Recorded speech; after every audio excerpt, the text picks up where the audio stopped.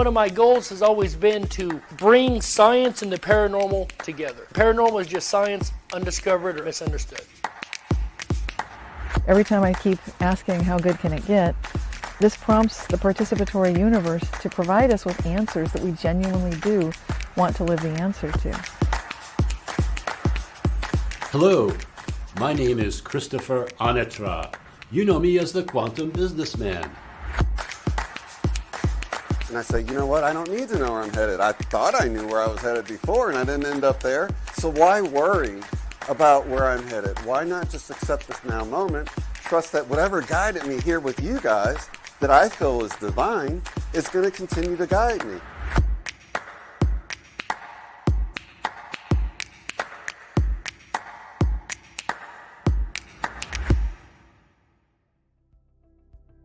The content you are about to watch is meant for thought and consideration. Please be respectful of each other and opinions shared. This is a safe place to express thoughts, ideas, and information.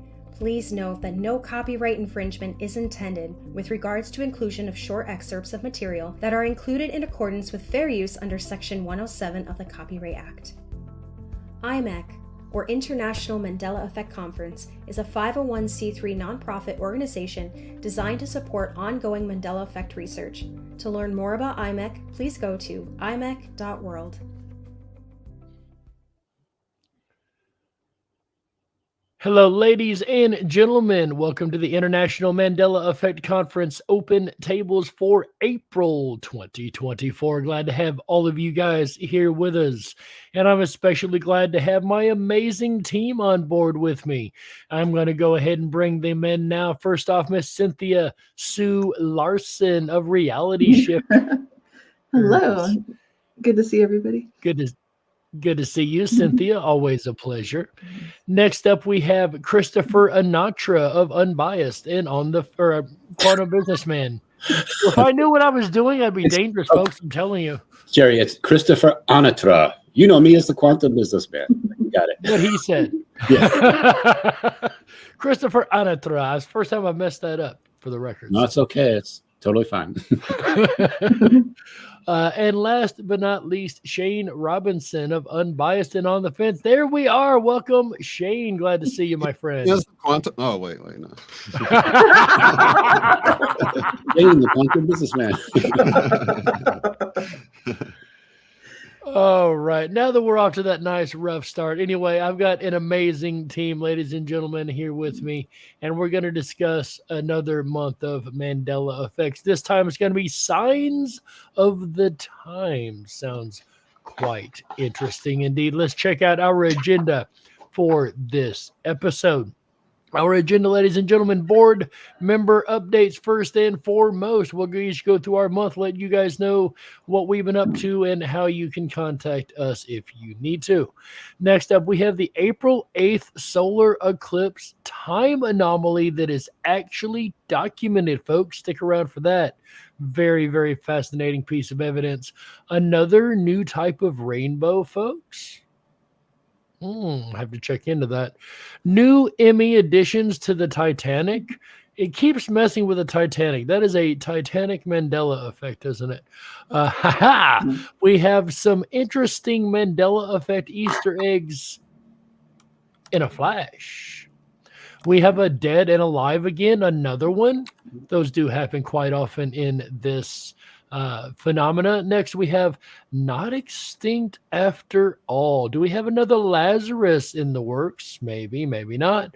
Eye of the tiger and cat, apparently. What is so strange about the tiger and cat eyes? Aliens living among us, perhaps. Do we have aliens among us, folks? What do you guys think? We'll get to that here in just a little bit, as well as the Mandanimal sponsors for April. And last but not least, we hear from you guys in both our mailbag and our live Q&A that we do every month. So make sure you have your questions ready. We have chat monitors watching, and we will be looking for any questions that come up, and we will answer them at the end of the show. So that is our agenda, folks. I can't wait to get this party started. But first and foremost, board member updates. So Shane is going to go last on this round. We're not going to be following the ticker here. I'll go ahead and kick it off first since I don't have a whole lot to talk about, and I can toss the baton down the lane from there. So I personally had a birthday this month. Absolutely, it's my birthday month. You guys know I celebrate the whole month. Ever since Cynthia told me to a couple years back, told me I get a birthday month. So yeah, I'm taking it, right? But April 13th was my birthday. I'm for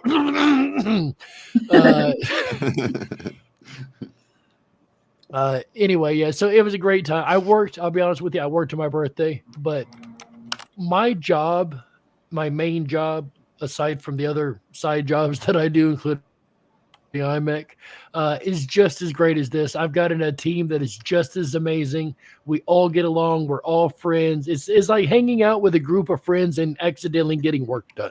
Like it's a great time. So I didn't really work, more just hang out with a big group of friends and get some stuff done while I was there. So I had a great time on my birthday. I enjoyed it. I know that sounds weird. You enjoy working on your birthday. We all got our thing. Besides that, you guys know you can catch me every Wednesday and Thursday night over on Rippin' Common Sense Radio Network at the rippinrabbithole.com, RIPONRABBITHOLE.com. We have the Dark Wolf's Den radio show over there. Wednesday night's Way Out Wednesday. Thursday night is political if you're into that. So 2 different ends of the spectrum. Check us out. We've also got a variety of other shows on that network. And last but not least, myself and a guy named CD Spivey have a show over on Twitter and Rumble called the Friday Surprise Show. It's a political comedy show, once again, if that is your thing. So do check those out, ladies and gentlemen. And that is it for me. I am Jerry Hicks, also known as the Dark Wolf, and that has been my monthly update. Next up, we have the one, the only, the how good can it get herself, Cynthia Sue Larson from Reality Shifters. How's your month been? It's been great. I got to enjoy an event at Stanley Krippner's book launch. He's in his 90s now, and he just published his memoirs, A Chaotic Life. So his name is Stanley Krippner, and it's a 3-volume set of his memoirs. But it's extraordinary what he's accomplished and what he's done and the things he's seen, because he was friends with Frank Lloyd Wright, with a shaman named Rolling Thunder, and with the Grateful Dead. So he goes through all of that and more. And I covered some of that in my latest Reality Shifters newsletter that I publish every month. Specifically, I was getting into this idea that we can play with nature. One of the things that I thought was most interesting in Stanley Krippner's memoirs is the part where he's with Rolling Thunder, the shaman, who at that point had been gifted some land in Nevada from his friends in the not the Rolling Stones. It's did I say that before? I did not mean that. It's the Grateful Dead. So his friends are in the Grateful Dead before, by the way. Oh, thank goodness. Okay. I was like, I hope I didn't say the wrong group. Yeah, it's the Grateful Dead. So they gifted Rolling Thunder with some land in Nevada. And the interesting thing was that when Stanley Krippner was visiting him, he just flew out on the private plane with one of the band members from the Grateful Dead. And then in the evening, he went out for a walk with Rolling Thunder, and it was really dark near some woods, and Rolling Thunder stopped and said, just wait just a minute. And they could hear some sounds, which turned out were coyote that were coming really close. And they got really close to Rolling Thunder. And there was just this moment where Rolling Thunder was having this rapport with the coyotes. And then later he explained that whole incident was uneventful. It was just peaceful, with the coyotes coming up close. Sort of, they weren't howling at that point. They were just listening, sort of tilting their heads and listening to what Rolling Thunder, I think he was just thinking, telepathically communicating. And then Rolling Thunder explained to Stanley that we have a contract with these coyotes, so we don't bother them, and they don't eat the chickens that are, that people are keeping in these local areas. So we don't hunt them, they don't kill the chickens, and we just renew that contract. And I thought that was so fascinating, because I did something similar when I moved into the house I live in now, which I've lived in for 30 years plus. And when I first moved here, there were ants in the kitchen. It was like an infestation, but I talked with them. I have not had to renew the contract, but I was thinking about it right after visiting Stanley, because I was in the garden pulling weeds, and we have tons of ants in the garden, lots of them. So if you pull weeds out, you might disturb a nest, which I did. But then I instantly put it right back down, calmed the soil down. And that's the kind of thing I think we can all benefit from, is connecting and having communication with each other, with our relationships. And these can be deep ones. So I was happy to connect with Stanley and get that sense of connection that he shared with the coyotes and rolling thunder. And then what I feel right here where I live with the ants. So yeah. Did you also contract with the Gophers? I remember there was a point you were talking about the Gophers. Yeah, they're little farmers. When I had long COVID, they were bringing self-heal, the plant, and also another great mullein plant, which turns out to be healing the respiratory tract. So all the plants that I needed for healing, the Gophers brought them. I think telepathically they knew that I was wishing that I had some a certain kind of digitalis, which is foxglove. I used to plant them, and I was not feeling well enough to do much gardening. But the Gopher brought everything in, put some foxgloves that I never planted exactly in the right place. And they're very telepathic little gardeners, because when he started gardening, he was moving the bulbs around and they were popping up in the lawn. And I was just thinking to him, like, no. We don't put the bulbs all over the lawn. They go in the flower beds.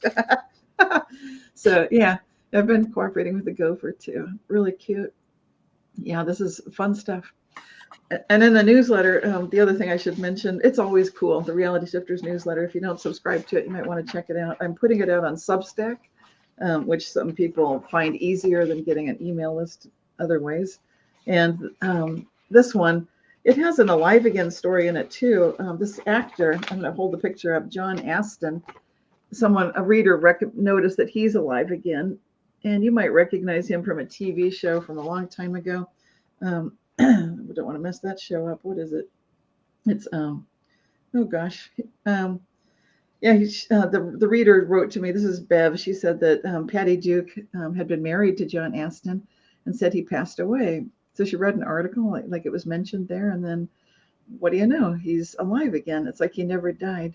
So it was shocking to her, and he was in one of those old TV shows with I can't remember the name of it now, but it was, let's see, what is it?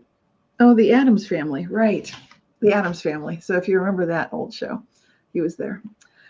And then the only other news I've got is events coming up. Of course, I'll be at the International Mandela Effect Conference in Nashville, Tennessee.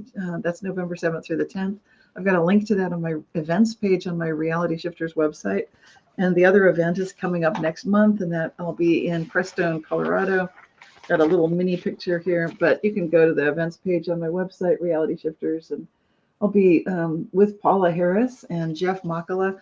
We'll be doing some CE5 viewing of anything that comes through in the skies. It's a very powerful place for spotting UFOs there in Crestone, and it'll be for the weekend of the 24th through the 26th. We'll be talking about oneness, consciousness.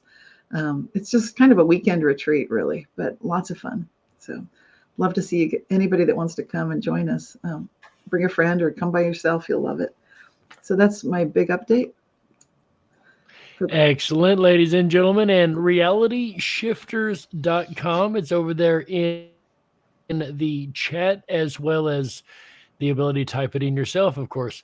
Up next, we have Christopher Allatra. You know him as the Quantum Businessman. I got it right that time. All right. You did. Good job. How has your month been, Chris?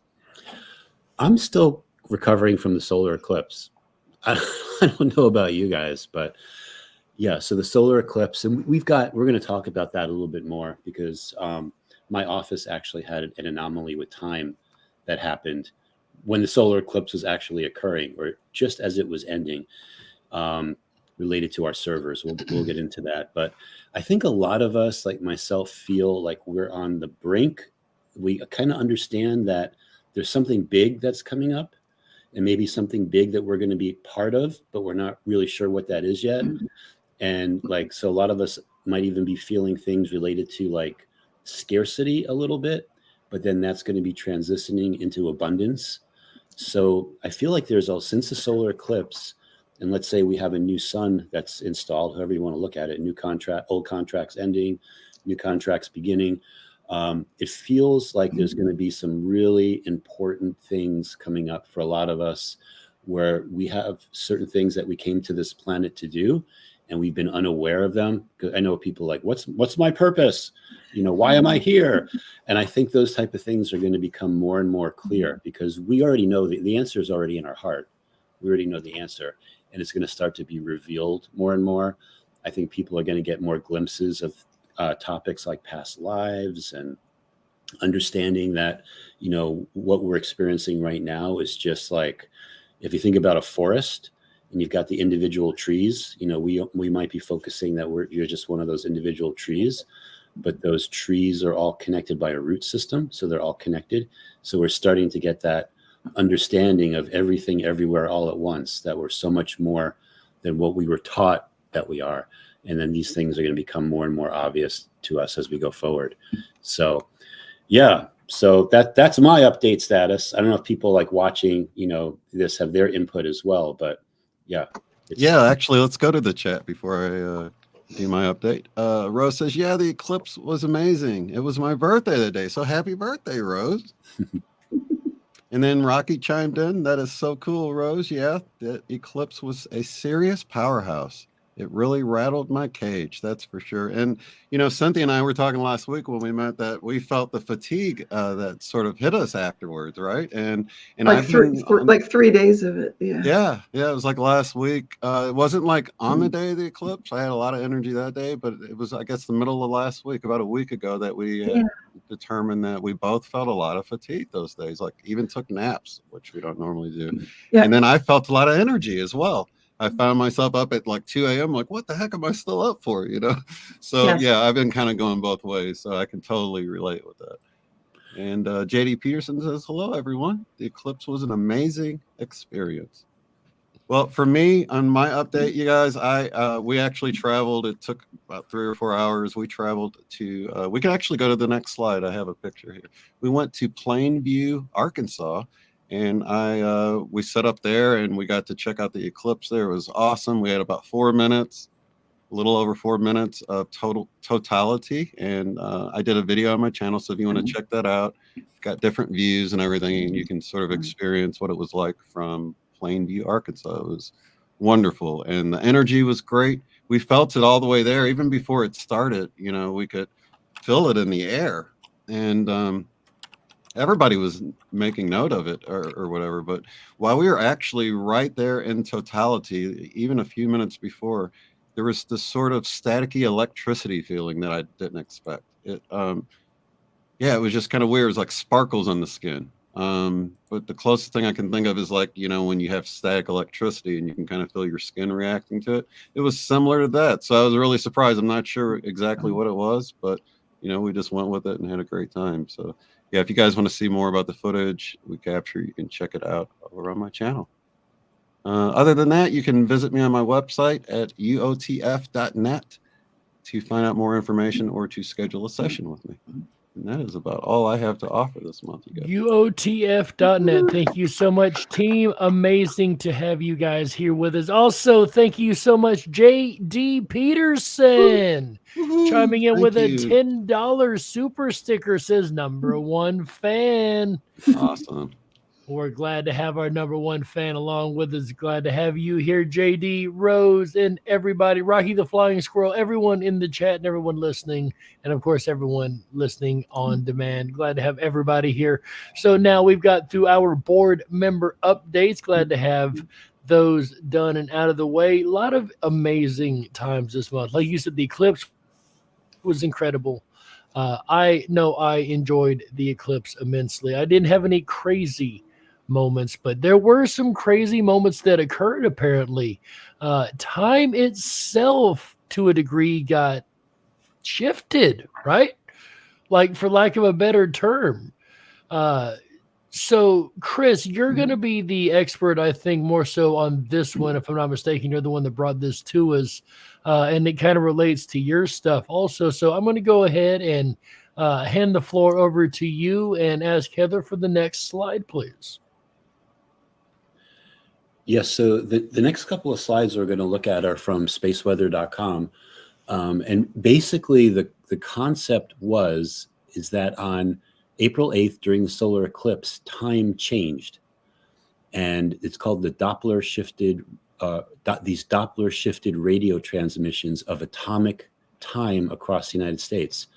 It was primarily felt by ham radio operators. So, and then I think the next slide also goes into that as well. Yes, the solar eclipse shifted time signals in the USA. The U.S. National Institute of Standards and Technology has a radio station in Fort Collins, Colorado, operating at multiple shortwave frequencies. It has this precise time and frequency information. And on April 8th, during the eclipse, the frequency shifted. And this is like super interesting because my company, actually here in the building that I'm in right now, we create software for food distributors, and we have these servers that are set up, and these servers are tied into atomic clocks to make sure that they always stay in sync with each other. We happen to use actually two different services. One's called Zabbix, Zabbix, and the other one is called DC. And they both went into an alarm mode at approximately 3:58 p.m. And what the alarm, these servers always, because they're based off of atomic clocks, but they're two different services that give us the information. What happened was alarms started going off. And one of my IT people, his name is Steve, sent me a status report of what was happening. I received this report on April 8th at 5 o'clock, so after the event happened. And if we show the next slide, I'll read to you exactly what Steve told me in his email. So, and he sent me this chart too to show exactly when the time changed. But what he wrote to me was that the time between Zabbix and DC is an alarm. The report is that the clock between the two servers is too far off. When timepieces get out of sync in a network domain, all sorts of ugly things can begin to happen. One example is that authenticating does not work when the clock is more than 5 minutes off. I investigated and found Zabbix is using a different timepiece than the DC. I will monitor the clock and make adjustments if it does not sync. So this has never happened to us before. And it happened during the eclipse. And it happened at precisely 3:58 p.m. Eastern time, right around the time when the eclipse was ending. I think it was going over Newfoundland or something like that at that point. Wow. So, yeah, so there was a time shift that not only the ham radio operators were able to see, but also the servers in my office that use two different atomic clocks, they went out of sync as well. So again, time and how that works. This is just an example that the solar eclipse, there was something major that happened, even though to us, observing things, we can't really tell all these different things that are going on in the background, but there was something big that actually happened on that day related to time. So it's almost like we shifted into like another timeline, perhaps more of a dramatic one. Maybe a lot of timelines were shut down. And then, we're still in the progress of merging timelines and so forth. But I feel that it was something that was important. And then when I got the email from him, I'm like, oh my goodness, like this is all starting to make sense. Yeah.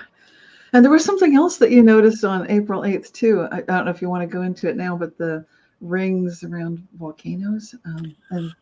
Oh yeah, that's a good point. So if I don't know if Heather has that, the smoke rings in the volcano images that she could bring up. But basically on April 8th in Italy, in Sicily, well, this is blue lava. Go to the next one. Yeah. Okay. So in Sicily, Whoa. which is where a lot of What about that blue lava? You can't just brush over that. Oh, that's blue lava next. Stay tuned for our May episode to find out about the blue lava. Yeah, so we can go back to the blue lava because the concept of lava being the color blue. I remember when we had, I think it was our 2020 online.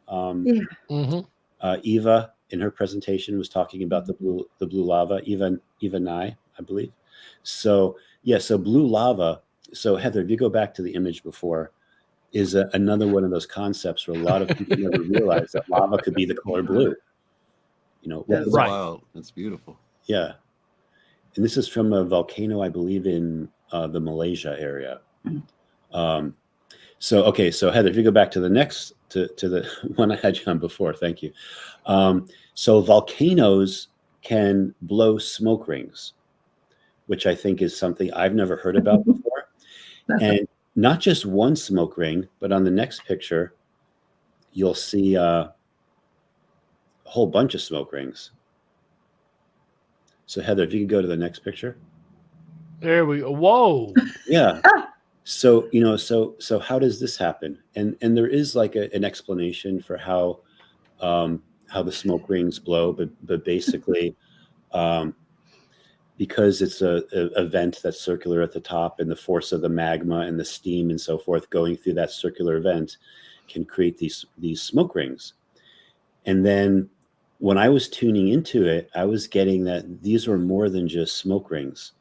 These were actually, I'll call them escape portals. So we talk about the concept of portals and how you could travel, or stargates, and you could travel from one location to another, as long as you have the right space, the coordinates within space and time. So, you know, and why over a volcano? And because there's so many of these volcanoes around the planet where there may be, we'll call them ET bases, where there may be that. Mount Shasta in California is one such location. There's all kinds of like UFO sightings above volcanoes. You know, so what is it about volcanoes and their and how they act that's a good, you know, place to have an ET base? And then who would want to be escaping? So again, on the day of, this is pictures from the day of the solar eclipse, April 8th. So again, things were changing on the planet. Volcanoes are blowing smoke rings. At least that's what in Sicily was.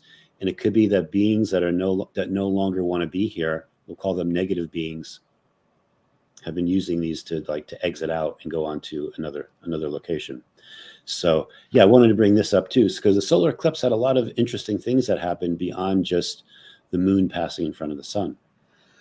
Yeah, the thing I was feeling afterward was just the shutting down of timelines. Like that's why I felt like I was sleeping a lot. It was just to participate in a collective consciousness. It ties in with the smoke ring idea, kind of like leaving or closing down, shutting. It's like these are some timelines that maybe generally we don't want to experience because they're not part of how good can it get. So this is very interesting. Love it. Yeah, and a lot of times too, when you see soft disclosure about this, there'll be like TV shows, fantasy shows where they'll create a portal, you know, whether it's Doctor Strange or whoever it is, they create a portal and it looks like a big smoke ring, basically what it is. And then they go through it.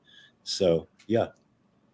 That is fascinating, to whether they're portals or just smoke rings themselves. As Rose says, I've never seen either. I've never seen smoke rings from a volcano. Like, that's a new concept. It's not like they've over the years, look at the Mount St. Helens smoke ring, or, you know, the Italian smoke ring, or Greenland, who has volcanoes, or Iceland, whatever, Greenland, I think it is, has volcanoes constantly going off. Like, where are the other pictures of smoke rings throughout reality? Now, I predict in the next couple months, this picture right here will be one of a series that has been going on since the dawn of time. Right, exactly. Well, no, coffee table books. Yeah, right. Yeah, right. People be like, "There's always been volcanoes, always blow smoke rings." You know? Well, here's the thing: when you brought this up, I was thinking I've seen it before in like art. You know, they'll show like a sort of a big smoke ring as if the volcano's like going off, and there'll be like a kind of a caricaturized volcano. I've seen it in like, you know, cartoony art, but not in real life. You know what I mean? So it was like, that was so weird because, and it's usually just one big one, you know, to show that it's exploding. Just as a depiction of action. Yeah. Right. But not in real life. You know, this is wild. And I like what Cynthia was saying about the timelines, because it almost looks like these little timelines that go up and then poof, they're gone. Right. It looks like it's like a picture of what I was doing when I was asleep, because I'd fall asleep hearing the chatter of, you know, like the astral realm. So I'd be getting astral realm chatter falling into the sleep, But when I'd come out, it was wiped clean. And then I had to channel to find out what was going on, and it was just shutting down timelines. So then it made sense, coming out silent, going in noisy. And then the smoke rings, you're right, Shane, it totally looks like a picture of that. Excellent find, Chris. This is just amazing. And it was all April 8th. Wow. Yeah, and a lot of these timelines too, like I put them in the categories like organic timelines and then artificial timelines. And some of us have been placed, we didn't realize it, but we were placed on these artificial timelines. Those have been shut down. So now people, like I'll call them source players that have been put on these artificial timelines are now being brought back onto the organic timeline. We're all merging back, and we're going to be merging back into one main timeline, into that golden age versus the other timeline of the spiral of time going downwards into chaos. So yeah, all exciting times to live in, especially when you could see signs like this and then fine tune in, be able to like look into it and figure out what it means. Signs of the times, right? Like the title of our IMEC today. And it's so interesting that the times think, whatever.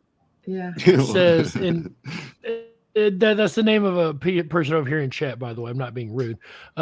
Google has 1 million volcano smoke rings from the world over. Oh, wow. Yeah, we should have known about that. Where have they been all our lives? We're in a new reality, I think. Yeah, and that's the way it works. That's the way these timelines work. Once you merge into that reality, it's always been there. I was watching, there was a video short by that guy. His name is Jason from Archaics, in case anyone knows about him. But he's like really big into the old books and so forth. He found a Bible. He has a Bible from like 1653. And that scripture in Isaiah where it talks about the lion lying down with the lamb. Well, some people might think like, well, if you go far enough back, it'll say the lion and the lamb, right? We all remember. But in his old Bible from 1653, it says the wolf will reside with the lamb. So it just shows you how the timelines work. So once you're in that timeline, all of history changes to that timeline. That's exactly why I always use that Isaiah 11:6 scripture about the lion and the lamb, is because when I had Dr. Rick Strassman on, he reads Hebrew, and I asked him to go back and see, and he said the original has indeed changed to the wolf and the lamb. He said that's how it reads right now. So I always use that one because people will always say it's a translation. I'm like, well, that one has been changed all the way back. So you won't find the lion and the lamb in any translation because the original Hebrew was even changed. And I verified that. Again, I'm going to go back on the smoke ring thing one last time. Yes, there is a bunch of pictures on Google. However, most of them are the same smoke ring from 90 different angles. So that only goes to show that wouldn't we have 90 different angles on every time it happened, right? Right. There's only one other picture of any other volcano ever doing it. So I just want to make that clear. Yeah, there's a bunch of pictures of the same thing. So there we go. Anyway, carry on, Cynthia. I do apologize. Yeah, just wanted to tie together, if possible, the server difference with the times, the Doppler shift on the time, and then this idea, the smoke rings, and then the natural versus the, man-made or technological, whatever we want to call that. So any thoughts?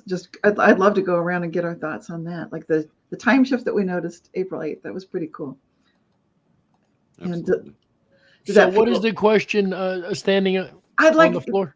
Yeah, it's just sort of an open question, just to any thoughts on this idea. I love what you were saying about the natural versus the artificial timelines. Did we get a feel of that with this Doppler shift, with the server difference in times?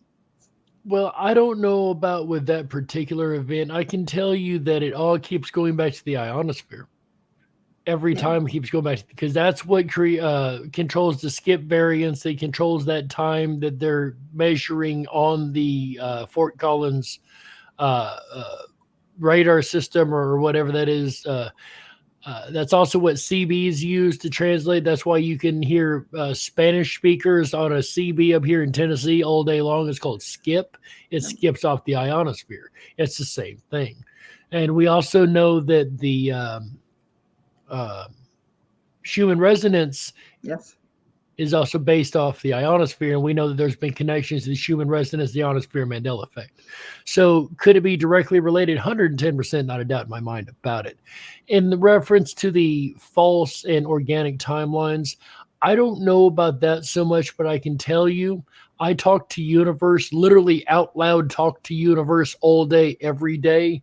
I don't mind being the guy talking to himself, walking down the street. I'm okay with that. I'm talking to an entity you can't see. That's fine by me. Consider me Sam off Quantum Leap talking to Al, right? But I can tell you, the other day I told universe, being kind of quiet, I really haven't heard anything from you. Hadn't really had any synchronicities all day. Hadn't had anything crazier out of the normal.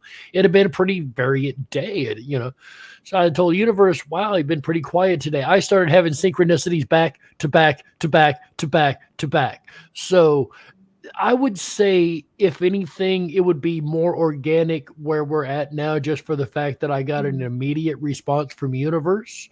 Opposed to a fake one, maybe a delayed or no response at all, which I've never had no response. So again, I don't know about the fake and organic. That's a concept I really haven't thought about a lot. But to the concept, I would say we're in organic now.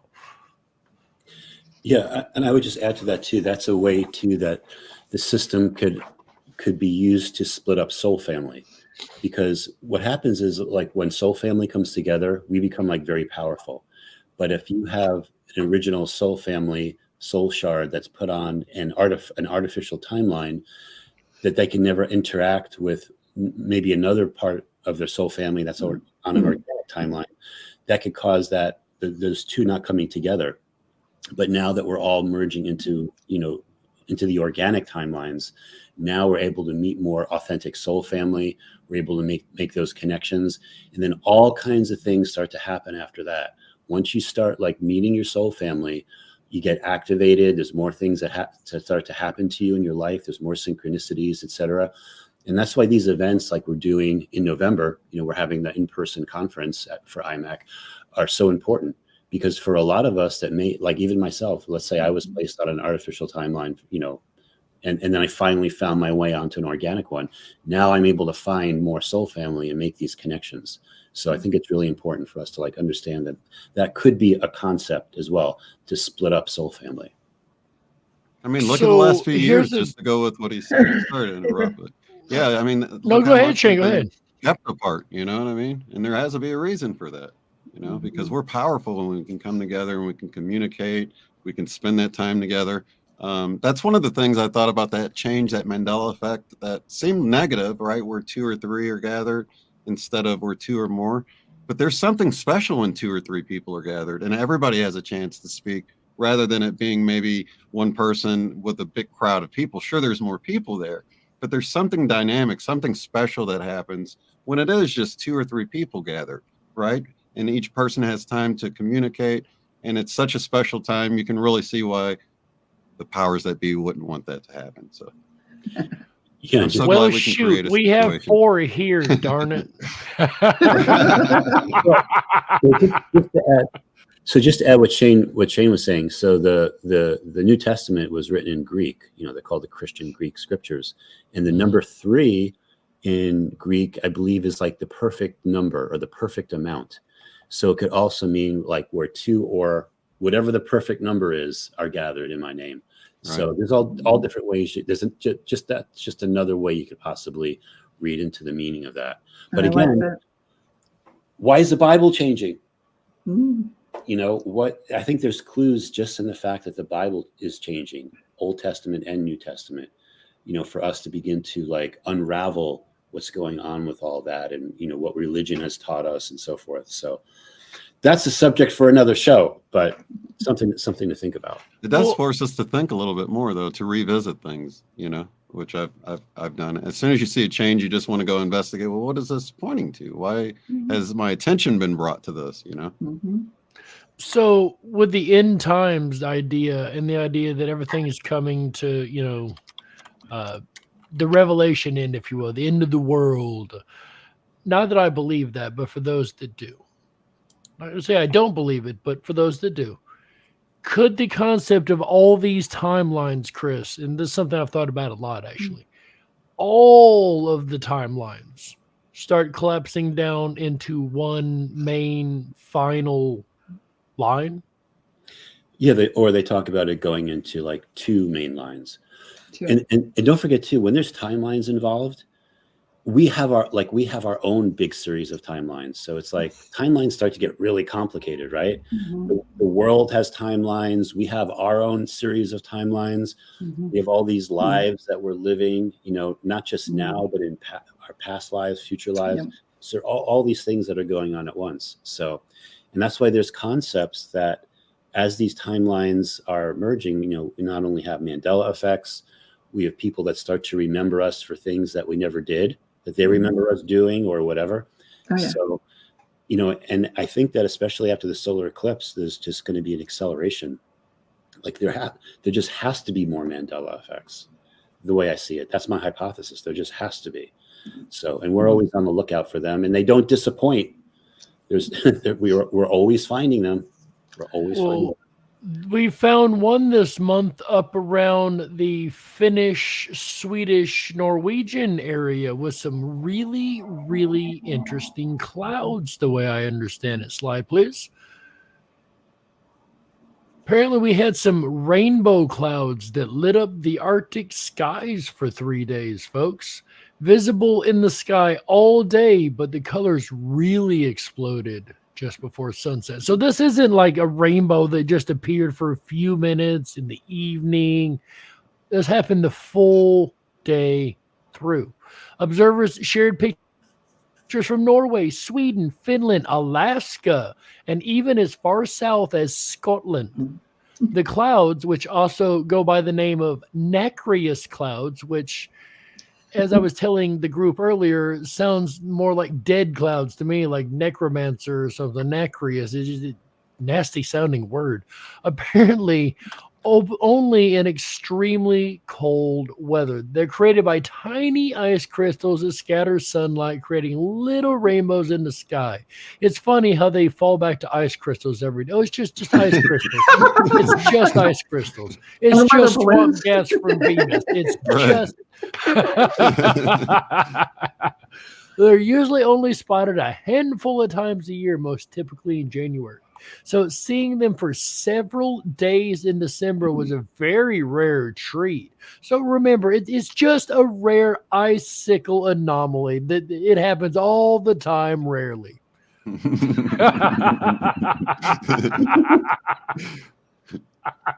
It is beautiful though, and actually now this is one of the reasons me and Chris have talked about this in the past. It's like when you look up at the clouds around the sun, you can see all these colors in it now that we didn't see before. They used to just look white, but now you can observe these colors. Most people don't look that close to the sun, but when you put on some shades and check it out, you'll see there's actually colors all throughout the clouds. And that's not ice crystals. No.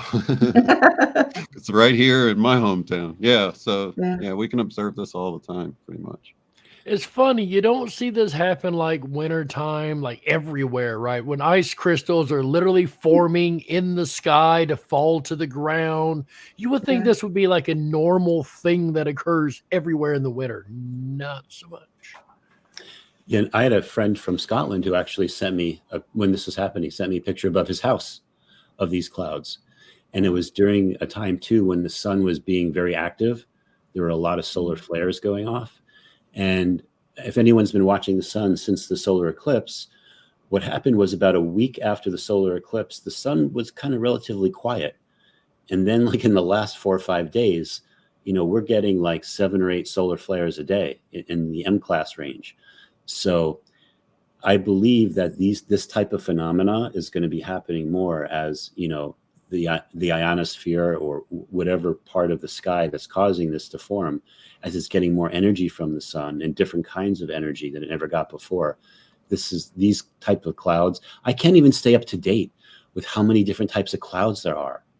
There are so many different types of clouds, especially many different types of rainbow varieties of clouds. And to me, it's like, oh, they're very rare. They're hardly ever spotted. But once you start to do some research on it, it's like, how come? Like I would go for a list. What are all the different types of clouds? And usually Google will just tell me, oh, there's 10 basic types of clouds. I'm like, that's not my question. How many are there? So there's like 30 or 40 different types of clouds now that are out there. So the number of clouds and the rainbow clouds, that keeps growing and, you know, becoming more beautiful at the same time. Yeah. I think we have more images on the next slide on the same topic. Yeah, there's some more images there. They are absolutely stunning. Wow. Yeah, the planet's changing. And it's new for us because we would have covered these rainbow clouds before, I'm sure. We have, you know, touched on other rainbow topics. And this, I didn't ever see this before. So it's new, brand new, but always been there. Kind of like the Rainbow Mountains. Yes. They've always been here. Like, well, let's be fair. Like, that's the one place I expect to see the rainbow is in the sky, right? Yeah. Or what about on a squirrel? All right. Right. The rainbow squirrels of India. Squirrel, but that's rare. That's very rare. Somebody's having some fun there.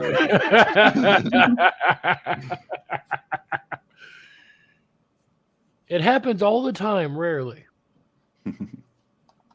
But so nacreous clouds, ladies and gentlemen. Somebody also brought up noctilucent clouds. I looked that up over here. Who brought that up? I want to say that was Rose. Yes, Rose brought that up.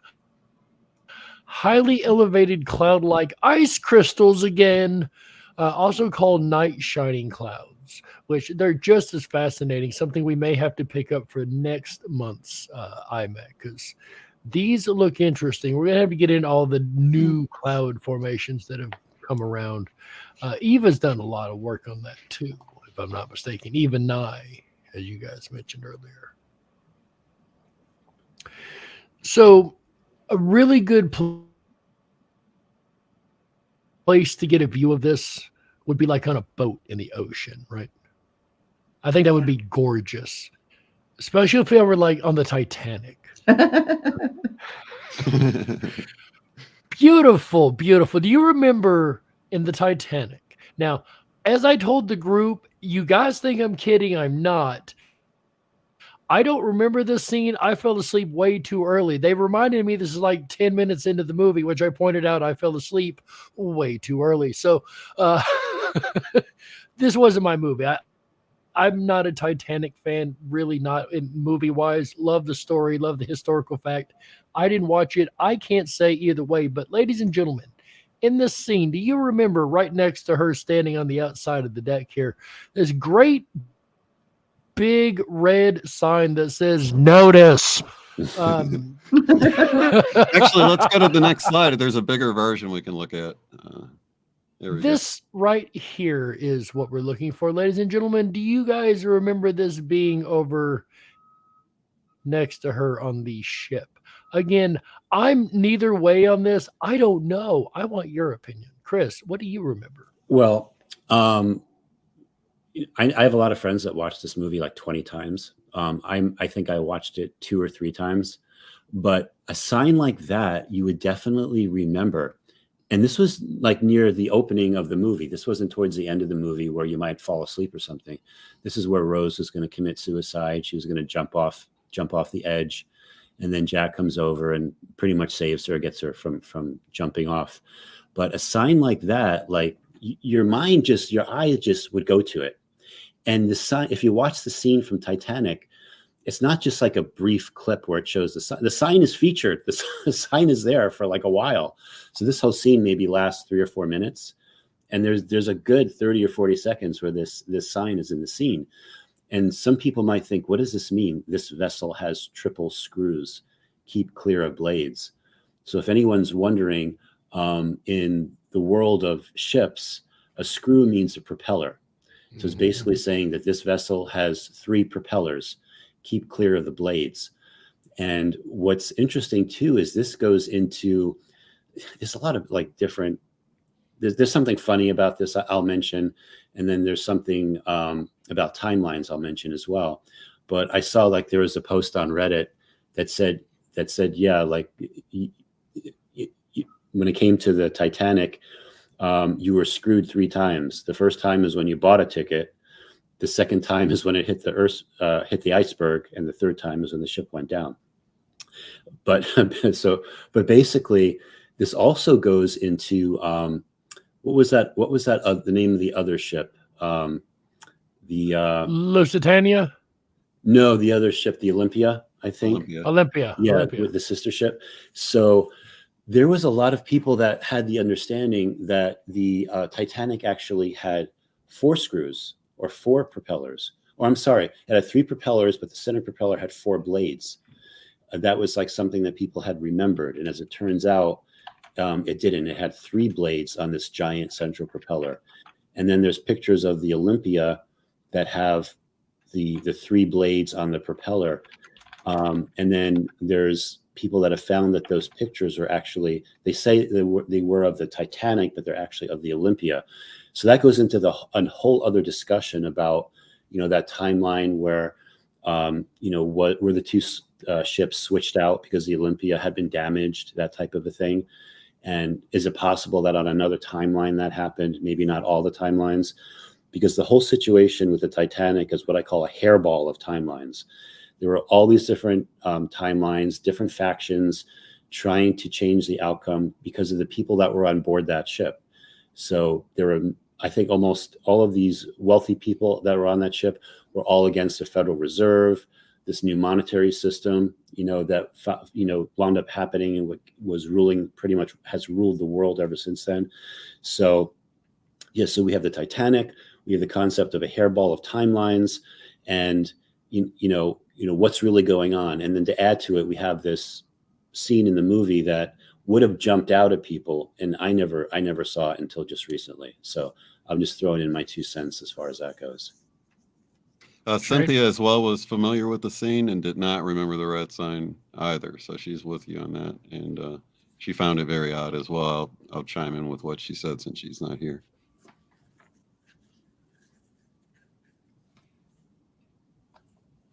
Yeah, hopefully she'll be rejoining us shortly. Looks like she just got kicked off. Yeah. But, and what do you remember, Shane? Have you seen the movie? I've seen the movie. I don't remember the sign being there. I'm not sure that I would, though, personally. You know what I mean? Right. It's been so many years since I saw it. I think I saw it a couple of times back then, but, I definitely remember the scene. I do not remember the sign. Remember the scene, not the sign. I like it. Welcome back, Cynthia, looking and sounding great. Good. Yeah. Uh-oh. Are you kidding passed me? It to me. What did you do, Cynthia? Oh my God. For those that don't know, we have been dealing with a funny issue all day.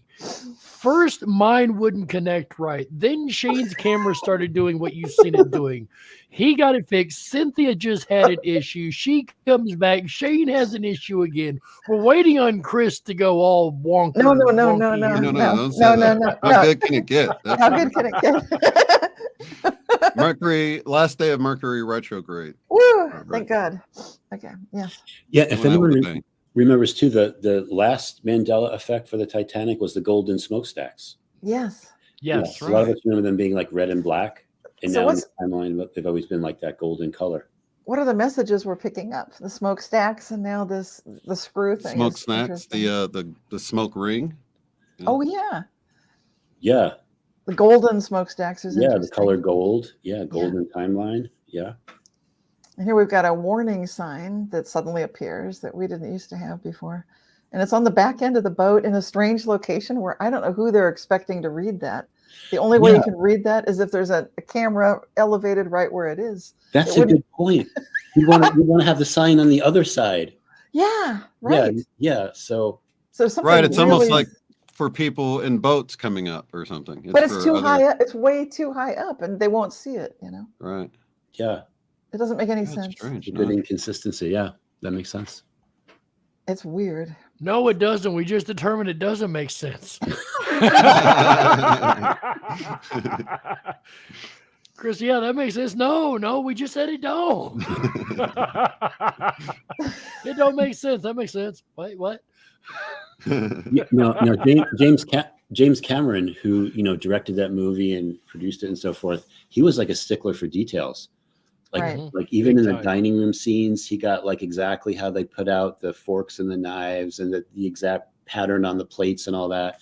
So So he's he not just wouldn't, going to throw a picture of a sign like that in there for no reason. Like it's it on the would've wrong been- side. That's on the wrong side, of course. Yeah, It's on the exactly. wrong side of the rails. Yeah. Yeah, Very strange.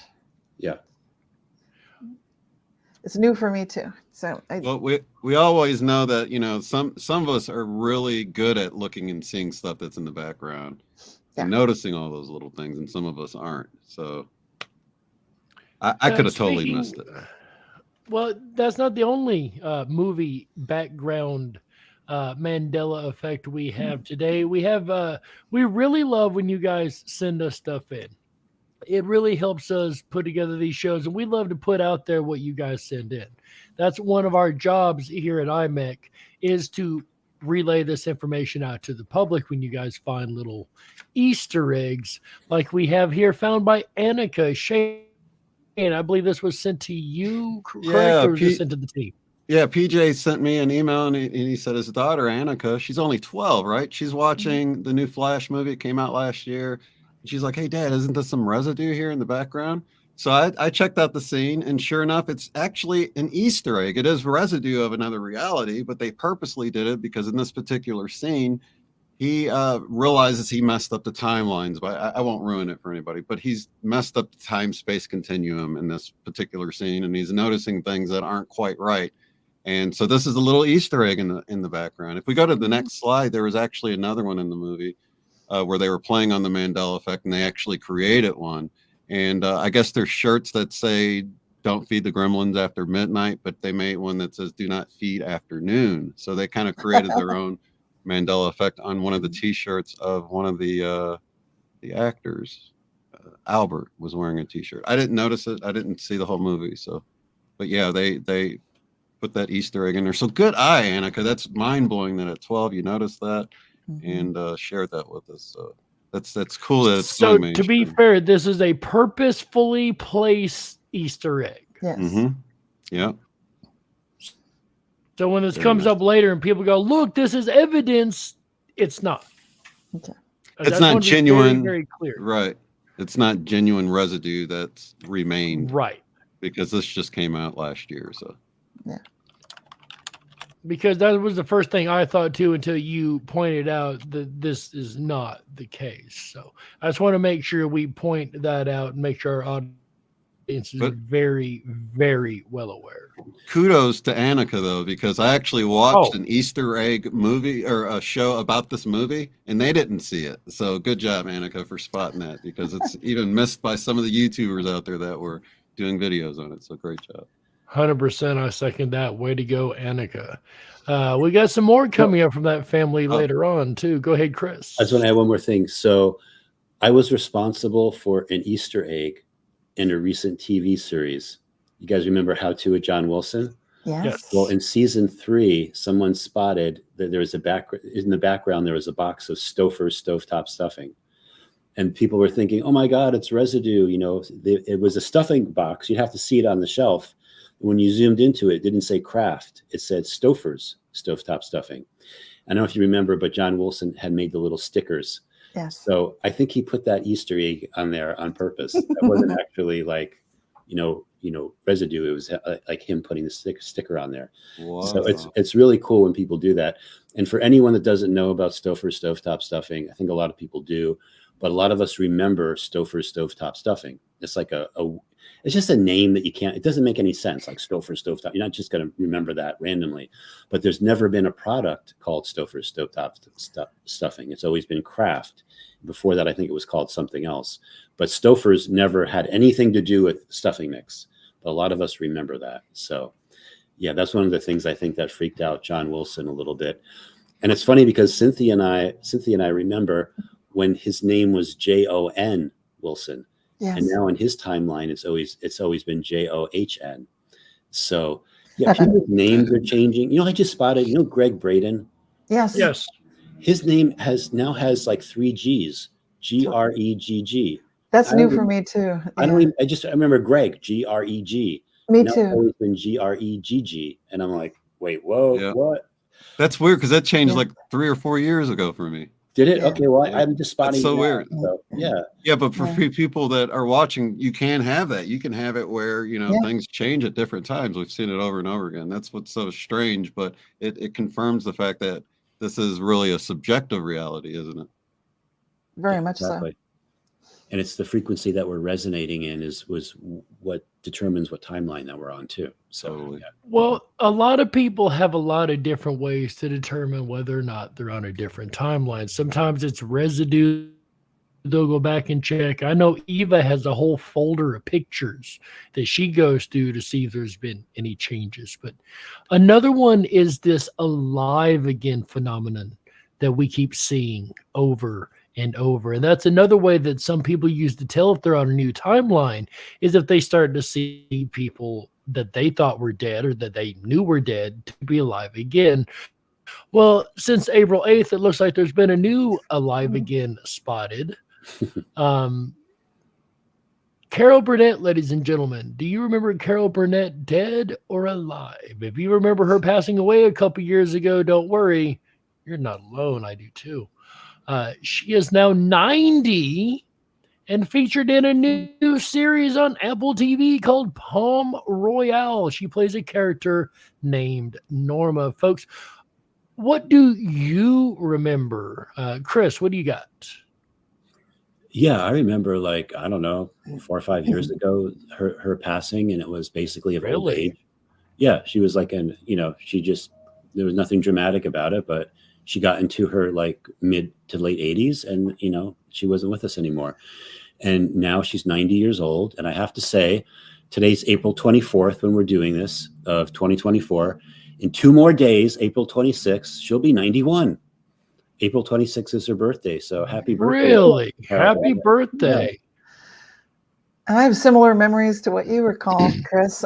In fact, I've got anchor memories to go with it because I remember watching on TV a few years ago and feeling sad that Carol had passed because the other actors from the Carol Burnett show were on TV talking about selling the DVD collections or something of the show from all these different years.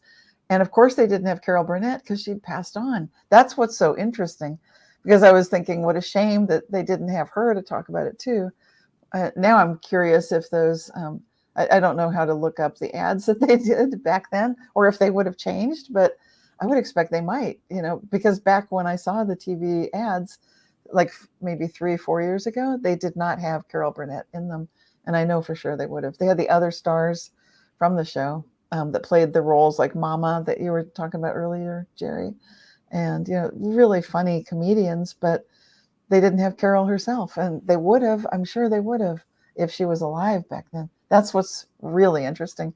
Because it's one thing for me to just have this vague memory, like, yeah, I think she died, but I'm not really sure. But then to have for me, it's an anchor memory to remember, watching these occasional ads that would pop up and seeing them.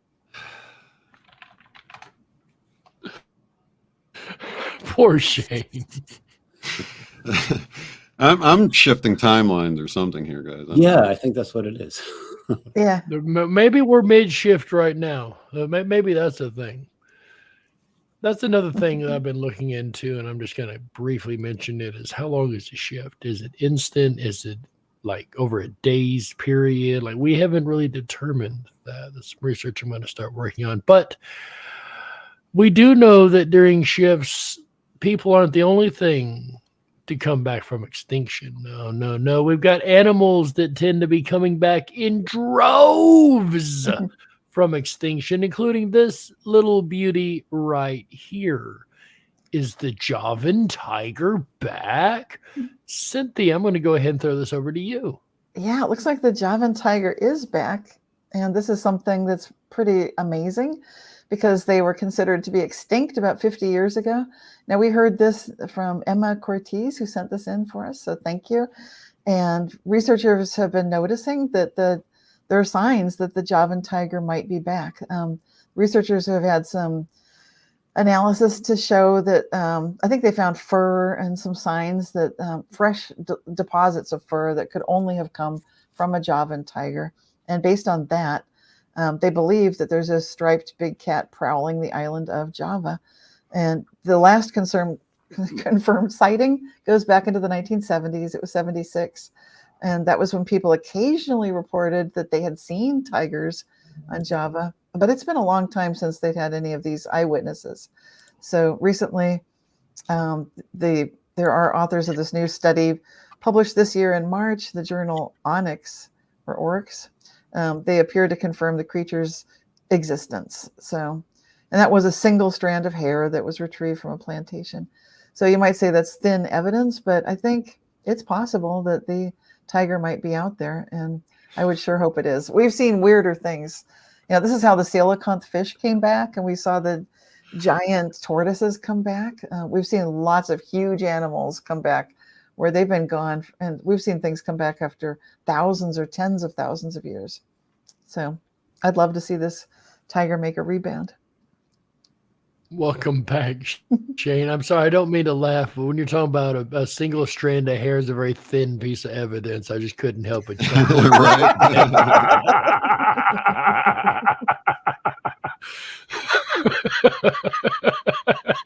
That's so funny.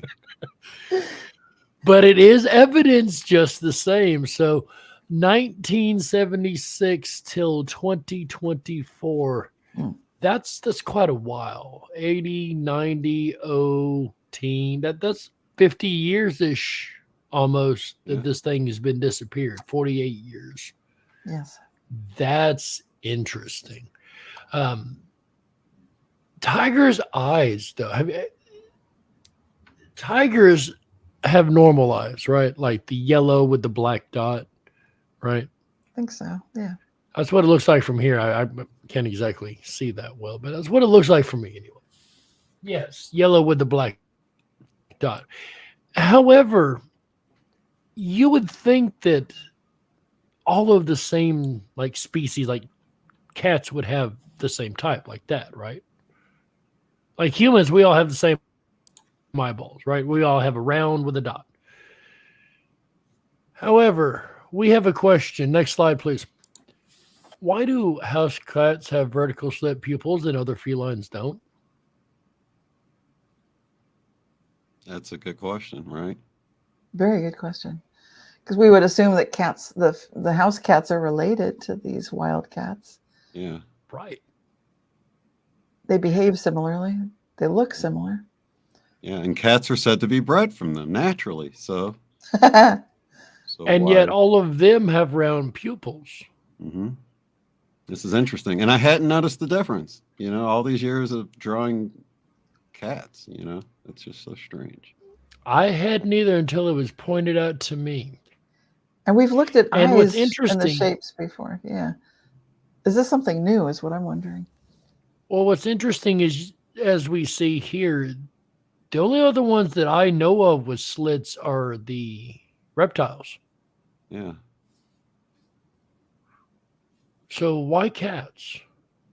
What kind of natural evolutionary tool would that be to the domesticated house cat opposed to the wild tiger or lion or whatever? Bears, oh my. Yeah, you'll see in this meme here, I don't know how true it is, but it says an Egyptian legend explains that the domesticated cat is a hybridization between a lion and a snake. So I don't really know, but Wow. it could offer some explanation as to why the little kitty cats have slits instead of regular eyes. Oh, wow. I've never heard of an Egyptian legend of hybridizing a lion and a snake. Not to say it don't exist. I've never heard of it. Right. They did breed cats to be protectors of the temples, right? In Egypt. That they did. And it makes sense. Like the fact that could happen with the technology that, well, there's no evidence, but we know they had. Well, they've got some of their religious figures that have the head of one animal and the body of a person. It looked like they might have been doing some DNA tinkering. So this is really Making some chimeric creatures. yeah, this whole thing is new to me. And I mentioned that humans tend to have eyeballs more like the big cats, the round pupil with the color, you know, we have white, they have a yellow or a orange in some cases, but still it's a base color in a black pupil. Right. Mm-hmm. But apparently not all humans have this. Well, all except one, I should say, that I've been able to find. Shane, I'm going to go ahead and just give you the floor and let you have this story. Okay.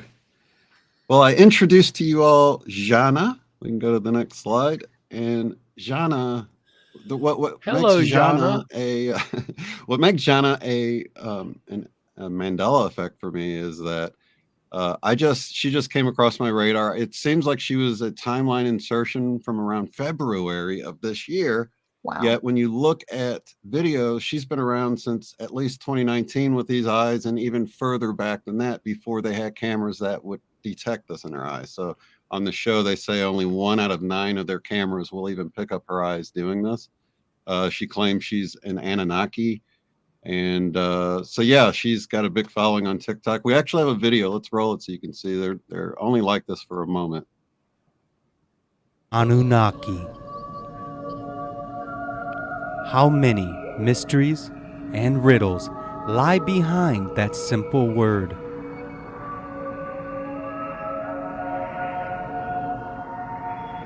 Who are they?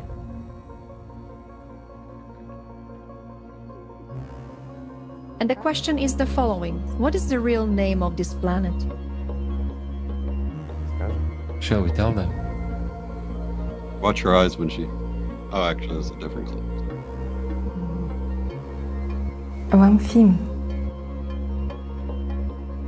What is their mission?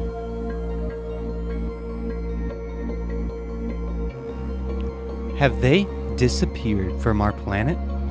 Or are they always around?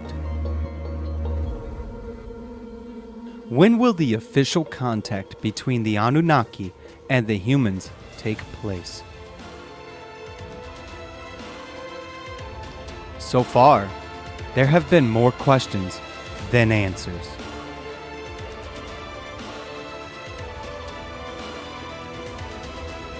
But it's time to dot the I's and cross the T's. May 13th, 2021. Kaleidoscope Effects, the truth about the Anunnaki.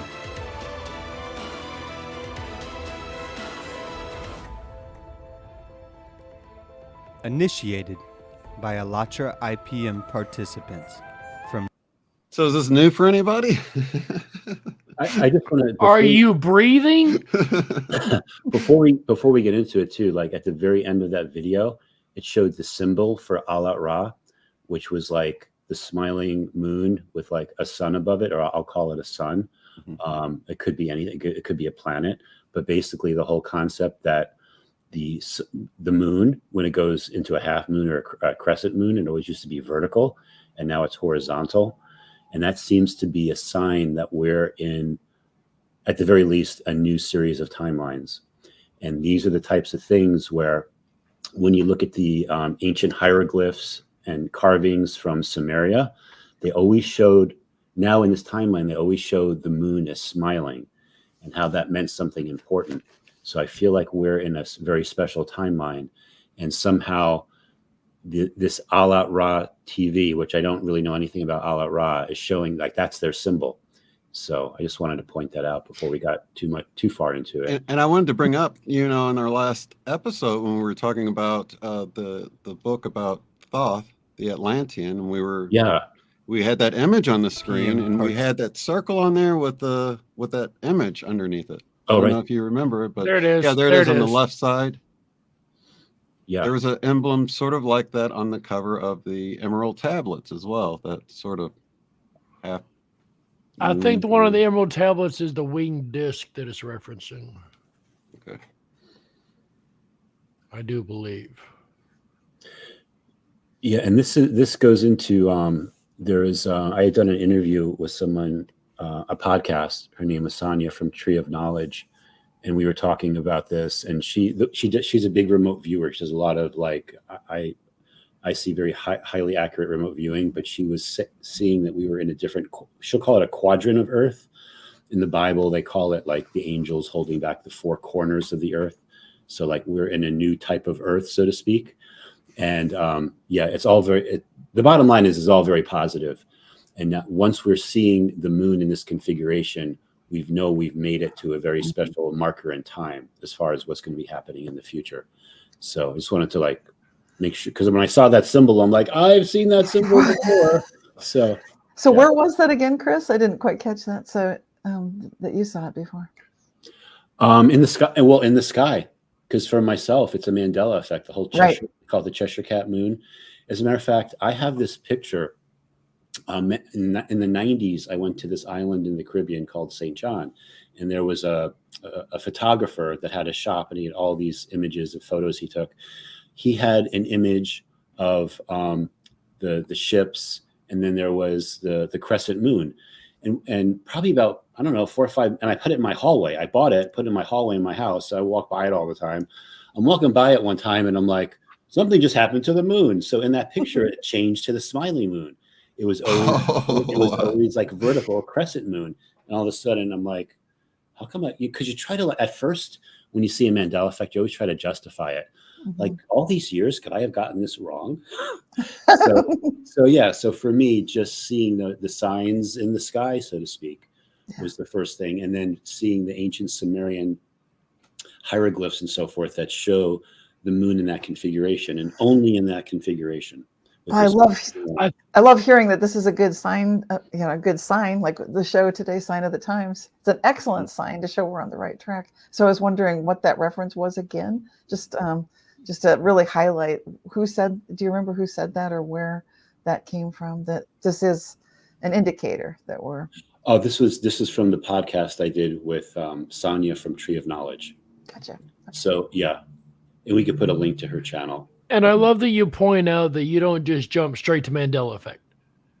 You try to rationalize, try to think back, try to, could I have gotten this wrong? Could this be something? Could I be mistaken? Until you have ruled out every reason, then can go, oh, absolutely, this is a Mandela effect. Right. Like, am I awake? That's right. All the questions that run through my mind. I do. Yeah, am I awake? I don't know if you guys could see it, but I actually brought the picture to my office. Oh. See how the moon changed its configuration to more of like that smiling mode versus So yeah. Whoa. Holy cow! And it wasn't like that before. It was totally on its side. So. Great view out your window too, by the way. Yeah. Yeah, great view out the window. But absolutely, yeah. And that's not actually the end of it. So I guess she comes out live to prove that it's not CGI. She came out live in one of the programs and did her eyes like that. And then I guess on TikTok, they asked her if she's really an alien, can you do a video from your spaceship? So she ended up doing this, and they have like the 7-hour, the Allatra thing we were just talking about. They have like the 7-hour online conference that was broadcast in like 24 languages that went out live, and they were like, analyzing this, because everybody that's part of Allatra, they don't know her either. She's just another volunteer, part of the group. So they were interested to know more about her. And is she really lying? Is this real? And they actually examined her outfit. As you see there, it has no seams, and they don't know what kind of material it's made out of, but no seams at all on it. The ship, she's really reflecting off of the back wall. We actually have a video, so let me play that. Like I said, this was from a 7-hour conference, so this is just like 3 or 4 minutes of how they were analyzing the footage. Provided with uninterrupted source material of the video recording. We had the opportunity to watch the video in its entirety and make our observations of the planet movement in the porthole. Now you are watching a speeded up version of the video with the porthole. We are unaware whether this spaceship took off from our planet or not, but according to observations, it is moving away from the Earth. It is quite fast at that, even proceeding from the fact that the spaceship is moving away from the Earth. Shooting this video in terrestrial conditions would require at least a special pavilion with a preliminarily created spaceship model. We emphasize a real model, not a chroma key, taking into account the combination of light and shadows on the woman's suit and in her surroundings. This cannot be repeated with a chroma key. It would require a real model with a real porthole that has an image of the Earth behind it. Once again, this underscores the authenticity of the video and the fact that it is impossible to falsify it. That is, if the Earth were depicted on the screen behind a porthole, a specific glow and shimmer coming from the image would be noticeable. Along with that, the Earth would look completely flat. It would be different from this video in contrast, as well as in other visual attributes. But in the source video, the planet looks as it should. It is voluminous. It absolutely fits into the video according to all parameters, to visual observations and to the results of examination with various software. There is also a very important detail that we could not ignore. The star map is visible in the sky. It is impossible to fake this detail in the conditions of filming in the pavilion. For instance, we all remember the images of the lunar program with no stars depicted in them, which is a cause for concern because the stars are very well visible in outer space. Yet, the star map is clearly seen in the source video. We noted and carefully analyzed the location of the stars relative to the coordinates of the spaceship to the planet Earth, and determined that they correspond to the first half of March 2021. It matches the time when this video was supposed to be recorded. That is almost before the release of these video fragments on the TikTok service. Therefore, it is impossible to make a similar film in terrestrial conditions. We find it unreal to create a similar model of a spaceship section in a filming pavilion, taking so many details into account, using currently unknown materials and equipment, spending a large number of resources for this work. According to our opinion, it would be much easier to construct a real spaceship and to film a video from orbit. But the question remains, what is the purpose of doing this? To show on the TikTok? From our point of view, this is too much even for Elon Musk. However, we as people would like it to be Elon Musk's project. If it is not his project, then there are even more questions, because otherwise we will all have to accept the fact of the existence of higher civilizations. Okay, so can I ask a question about this, Shane? Yeah. So in this, so we have an analysis. This guy just gave us his analysis of like the video is authentic. What does she say in the video? Do we actually have her talking, or is this like a lot of information? Now it's really difficult because it was posted on TikTok in all of these different languages, and it got I guess translated into English, but it's really short videos, so I don't know how much you're going to glean from information on TikTok or whatever. But yeah, I guess there was a longer. I haven't been able to find the source interview. In this actual analysis of the video, they said they actually got the full HD version of it to analyze, not the low resolution one that got posted on TikTok. So they had the full thing in full length that they were able to do their analysis on, and they actually checked the audio of it, and I guess she played some music there. So there's different things. There's different questions that were asked about her planet and stuff, and so on her TikTok, there's all of those questions get answered. I'm not sure how many she answered from the ship, but yeah, she did actually talk, and there was fragments, but everything's in Russian, so it's really hard to get to the source of things. It's been really difficult to research all of this because a lot of it, the source is in Russian. Okay, it's Russian. Okay, gotcha. Yeah. Okay, interesting.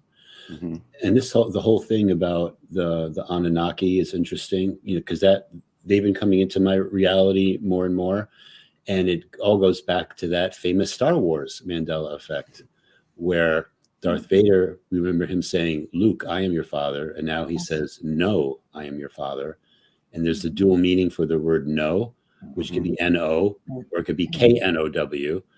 And then who said that? Darth Vader. Who is Darth Vader? Anakin Skywalker. Anakin is Germanic for Anu, and the Anunnaki were known as the Skywalkers, the gods of the sky gods. Mm-hmm. And then the whole thing about like, know that I'm your father, or they say that the Anunnaki were the geneticists that created the current human DNA that we're inside of right now, that has all of these limiters. seals and so forth, so that we can expand and get our full potential. And so if people think like, who are the Anunnaki? I think we all have because of that, we all have a little bit of Anunnaki inside of us, but we're also going through a phase where all of these Anunnaki things, these limiters to keep us in control, are starting, I feel they're starting to be dissolved and taken away, one by one, bit by bit. So yeah, there's a whole can of worms you can open talking about the Anunnaki. This Russian woman I've never heard of before, but it's all fascinating.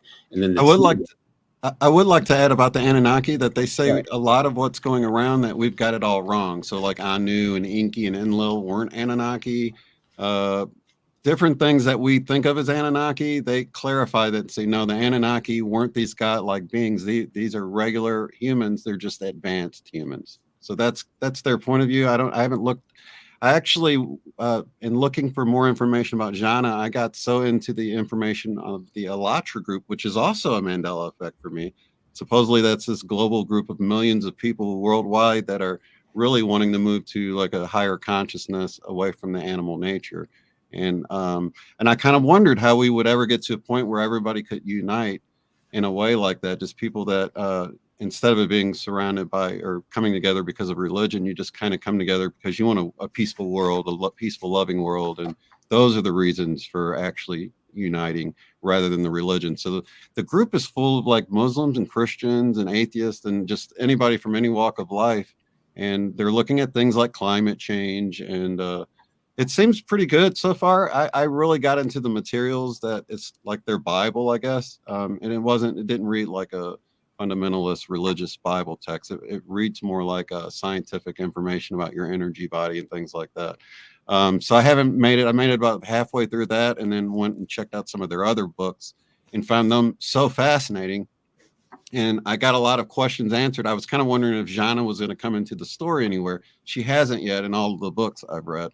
Unless she's one of the characters in there going by a different name or something like that. But super interesting. Anybody that's interested in it, you can actually go. The video we were just watching where they were analyzing it is on the Allatra International YouTube channel.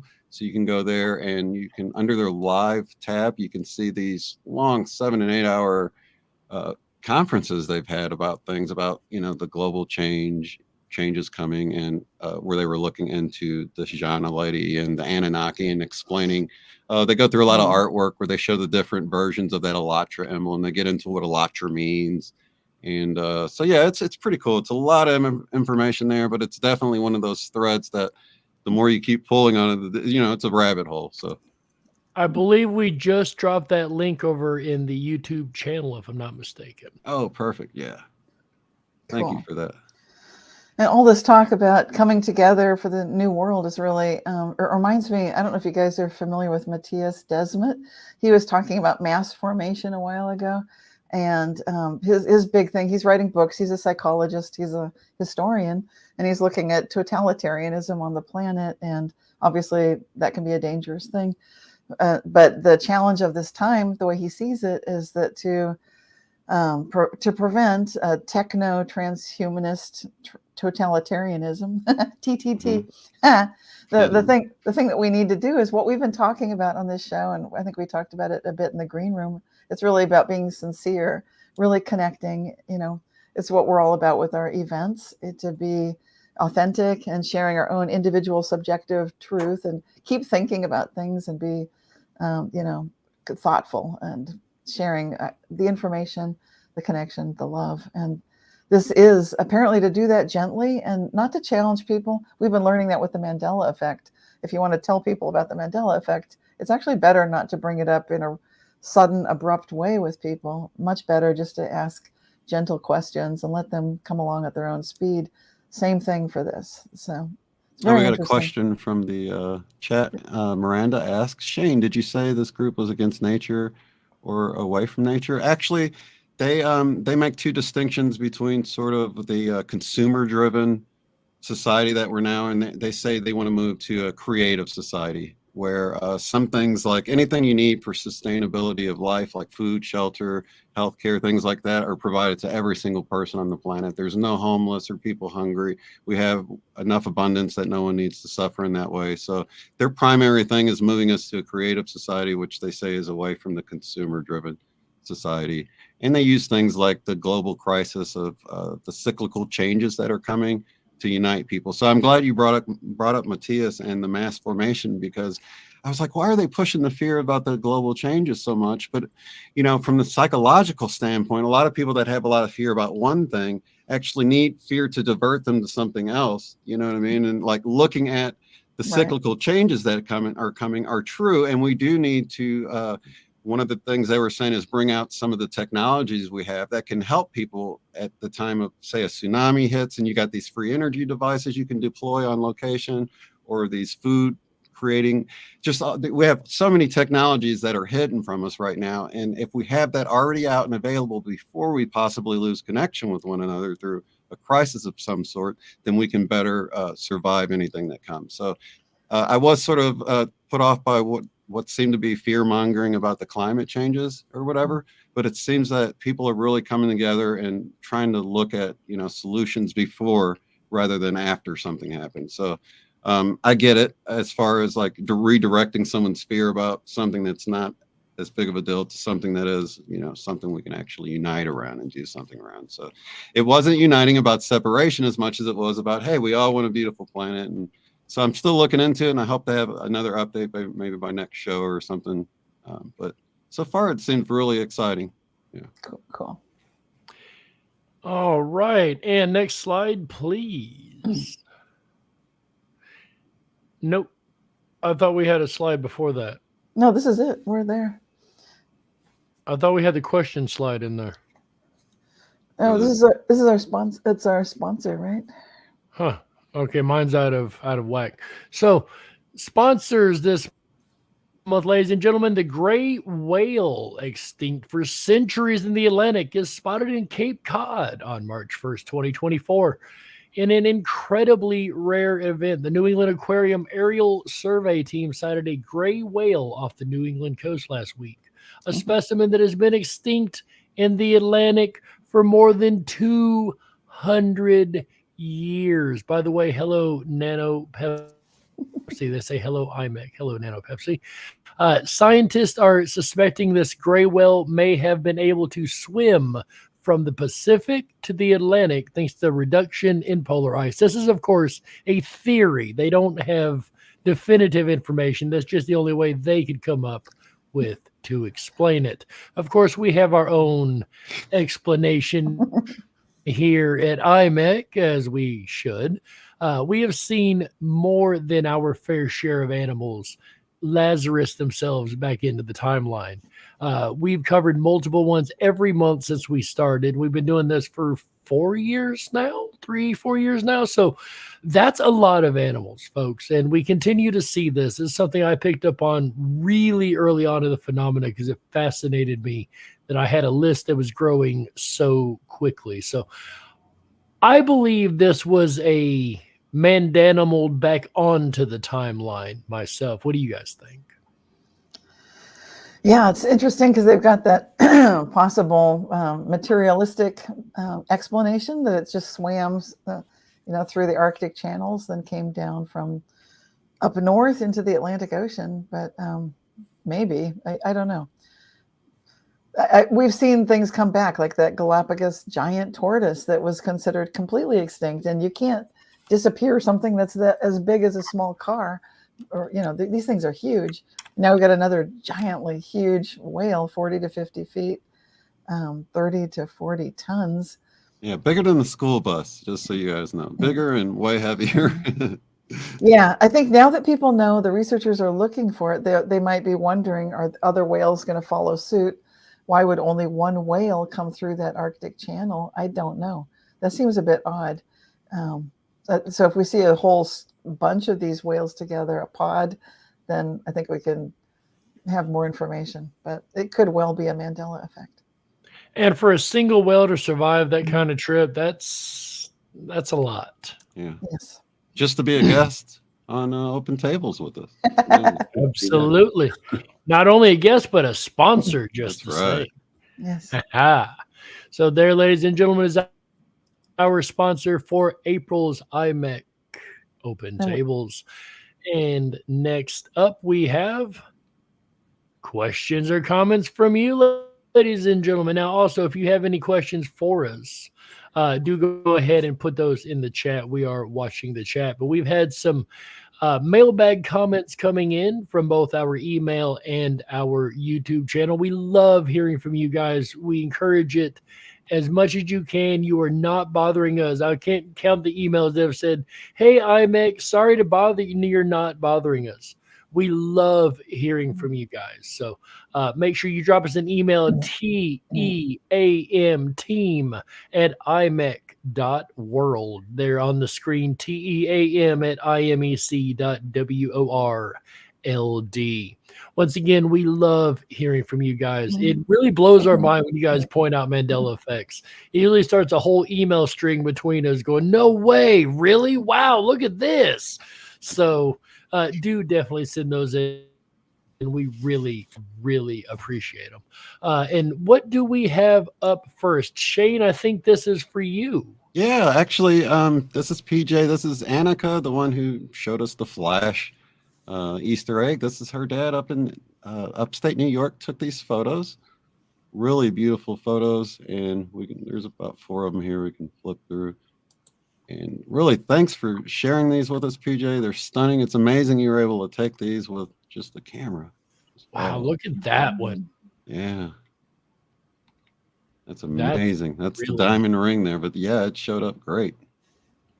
Diamond. Oh, I see it. I see. Okay, Yeah. that's wicked. That's when it just barely, the camera looks like it's that big, but it's just barely peeking over. When it first starts to peek out again, you can still catch that circle around the moon before you're blinded. It only lasts a few seconds. Before you're blinded by the light again. Yeah.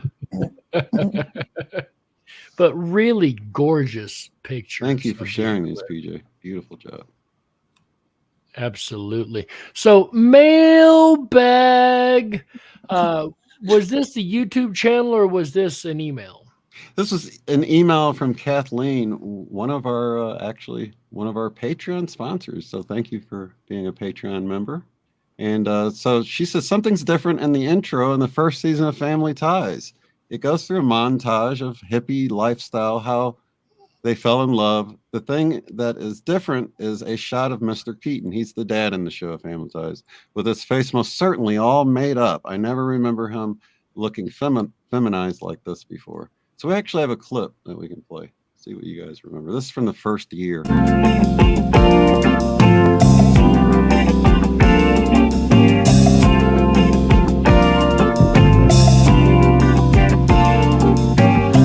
We've been together for a... And there he was. We can go to the next slide because you can see how, I don't know, do you guys remember him looking so feminine like this? No, that looks really remarkable. This show came out when? It was in the 1980s? I think this is 81 or 82. Yeah. 81, I think.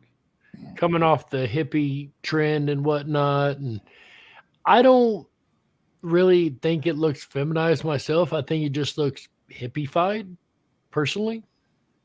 I definitely think he looks too pretty for the hippie era.